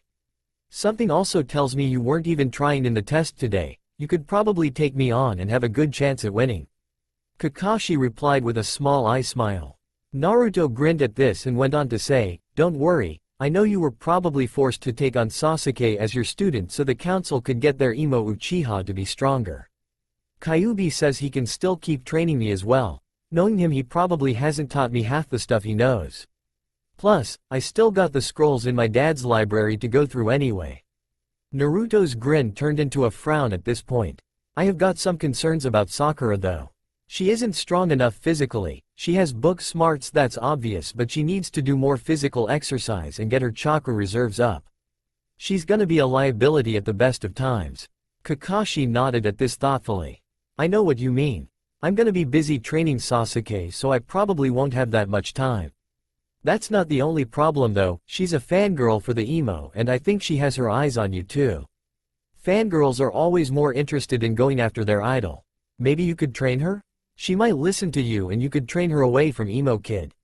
Naruto thought about this for a second. Guess it wouldn't be too bad. At least then I wouldn't be wasting my time when he's training Sasuke. Then again, we'll be doing D-rank missions for a while, which means there will be next to no risk. Maybe I can get something out of this. Naruto got a foxy grin on his face. What's in it for me? If I have to train her when you're supposed to be training all three of us, I should at least get some of your paycheck or something like that. Wait, I know. After every training session you have to take me out for ramen at Ichiraku's and pay for at least 5 bowls of ramen for me. Deal? Nice one, kid. Less money you have to spend. Kyuubi chuckled. Kakashi sighed, had a large bead of sweat forming on the back of his head and damn near fell over all at the same time. Sneaky little Gaki. 5 bowls of ramen a day? I only get paid monthly, and from what I can figure that ramen is gonna take away at least a quarter of my paycheck straight away, and I'm not gonna get much from the D-rank missions we'll be doing. Stupid council. I'm gonna have to ask for a pay rise or something. Oh well, doesn't look like I'm getting out of this. Kakashi dropped his head in defeat. Alright Gaki, I'll get you your 5 bowls of ramen, but only on days when you've actually been training her. I will be checking. So we got a deal? Kakashi held out his free hand, his other still holding his Icha book. Okay, Naruto grinned as he shook his new sensei's hand. After that was done, they both said their goodbyes and Kakashi disappeared in a puff of smoke while Naruto walked to the entrance of the training area. When he got there, he was greeted by Sakura and noticed that the Uchiha was gone. So where did Sasuke Teme go? Naruto asked the downcast Sakura. Well, he said he didn't want to waste his time on Adobe and an annoying fangirl and walked off. She replied near tears. Hey, don't worry Sakura. Come on, I'll take you out for ramen since we passed my treat. Naruto announced with a grin and putting his hands behind his head. Sakura blushed at this and asked innocently, you mean like a date? Naruto paled a little, not really thinking of it like that or wanting it to be like that. No, not a date. I mean, you want to get Sasuke, don't you? If he sees you out with me on a date, he might not want to go out with you. Let's just call it a meal between friends. How does that sound? Naruto managed to get out before Sakura glomped him in happiness. Sakura looked a little less happy about that but saw the logic behind it. Alright, let's go then Naruto-kun. She screeched while grabbing his arm and leaning on him. Naruto looked a little pale at the high-pitched voice but carried on walking to Ichiraku's. The thought of a few bowls of his favorite food let him get over the banshee on his arm. Oh, wait a second, do you still have my weapon pouches and stuff? Naruto asked, suddenly remembering about the said pouches. Oh yeah, Sakura thought out loud while she reached into her dress and pulled out the 2 utility pouches and all the kunai holsters. She handed them to Naruto with a slight blush, realizing what she had just done in front of him. Naruto accepted the equipment and quickly reattached it to the various pieces of clothing and limbs. Putting the kunai holsters that went underneath his jacket on though got the most attention from Sakura, as he had to take off his jacket revealing his upper body under the mesh shirt. Naruto noticed her stare. He quickly pulled his jacket back on. While walking through the village towards Ichiraku's, Naruto with Sakura attached to his arm, he luckily, or unluckily, depending on your point of view, came across Ino, who had also passed her test, making her a genin. The moment she saw Naruto, she ran over and attached herself to his free arm and started a glaring contest with the pink-haired Kunoichi on the other arm. What are you doing with my Naruto-kun? Shouldn't you be following Sasuke somewhere? Ino asked Sakura with a bit of venom in her words.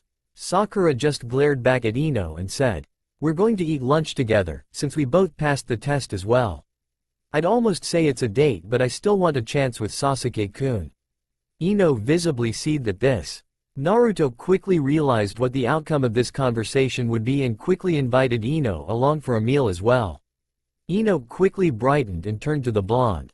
"Are you asking me out on a date, Naruto-kun?" she asked in a teasing way. Naruto quickly shook his head. "No, just another friend going out on a celebratory meal." "Wait, shouldn't you be with your other teammates?" "Well, they were behind me, so they should be over there," Ino replied, turning her head and pointing to a spot a few yards away. Naruto looked over and saw a very tired and bored-looking Choji and Shikamaru who were now walking over. "Hey guys, how'd you find the test? Was it troublesome or just HN?" Naruto asked the two using Shikamaru's favorite words for describing something. "Troublesome," Shikamaru replied simply. "Wasn't too bad," Choji replied, taking a break from eating his chips. "You guys wanna join us? We're going to eat Chirakus to celebrate," Naruto asked with a look in his eye that screamed, "Please help me out. I don't want to be stuck with these two alone." The look didn't go unnoticed by Shikamaru, who instantly broke into a smirk and contemplated leaving him to the fangirls. Eventually his friendly side won over and he nodded his head in a yes while muttering, "Troublesome." The five continued their trip and got to Ichiraku's without any other problems. They all had a couple of bowls except for Choji and Naruto, who had 10 bowls each. They all got a congratulations from Tuchi and Ayame. Ayame of course smiling at the blonde with the two girls either side of him, obviously expecting this to happen the morning he came in his new clothes. After everyone finished their meals they headed back home. Naruto had to go home with the two girls attached to his arms. When they got to his apartment though they both unlatched and went to their homes. Naruto sighed when he got inside and went straight to the transport seal under the carpet and got to the compound. When he arrived he met up with Kyuubi and they went over the plans for his training of the pink-haired banshee. Naruto also asked Kyuubi about copying the seals in his father's library with the Kekkei Genkei and about learning some more jutsu from the vault. When they were done Kyuubi guided him to the seal library. Naruto thought for a second that they would be starting on the seal copying. Oh, how he was wrong. Kyuubi went over to the seals and started mumbling to himself. I was sure he would put it somewhere near that weight seal. Where the hell is it? As Naruto was going to ask him what he was looking for he suddenly cried, "Aha! Found it. Come on, we're going to need some seal ink and the tattoo equipment." Naruto groaned at this. It wasn't that the first seal on his back hurt that much. It's just that it took so much time and he hated sitting still. He followed Kyuubi over to the seal equipment and asked the obvious question. "So what am I getting this time? A stronger weight seal?" Kyuubi smiled at his container's question. "No, the weight seal you have now is good enough. It lets you progress steadily and you can keep going exponentially, so you'll be keeping that seal. The seal or seals I should say, I'm going to put on you now is so you don't give away the fact you have the weight seal. Right now I'm guessing the seal is increasing your weight way above the 6,000 kilograms mark. Eventually you'll start making craters with each footstep if this keeps up. The seals I'm giving now are for your feet, they're cushioning seals. Having these seals on your feet will make it seem like you're a normal weight. Even when people are holding you up or carrying you, to them you'll feel like you're a normal weight for a person your size and age." Naruto just looked uninterested and slightly annoyed at the amount of time he would have to waste getting these seals done. "Okay, I guess it's a good idea to get this done. I want to know something though, will it be possible for me to deactivate the seals if I want?" Naruto asked as a foxy grin came over his face.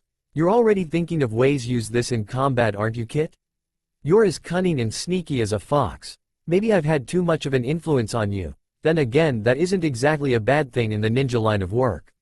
Anyway, you can deactivate it if you want. After all, it's your chakra that will be activating it. You'll be in full control of the seal, don't worry," Kyuubi explained to the slightly happier Naruto. "Well, let's get the seals done then so we can go back to training," Naruto announced with his usual enthusiasm. The seals only took a couple of hours to do, thankfully. After the first half hour Kyuubi got annoyed with Naruto because he kept moving. He came up with a way to keep Naruto occupied though by giving him a few seals to copy and analyze. It kept busy enough that Kyuubi was able to do the seals without any more trouble. Naruto of course didn't feel any different when he activated the seals, but he didn't think anything of it and the two just went back to the usual training regime all the way into the second day. That's all for now. If you want to see next part, then please like this video and subscribe my channel. Thank you.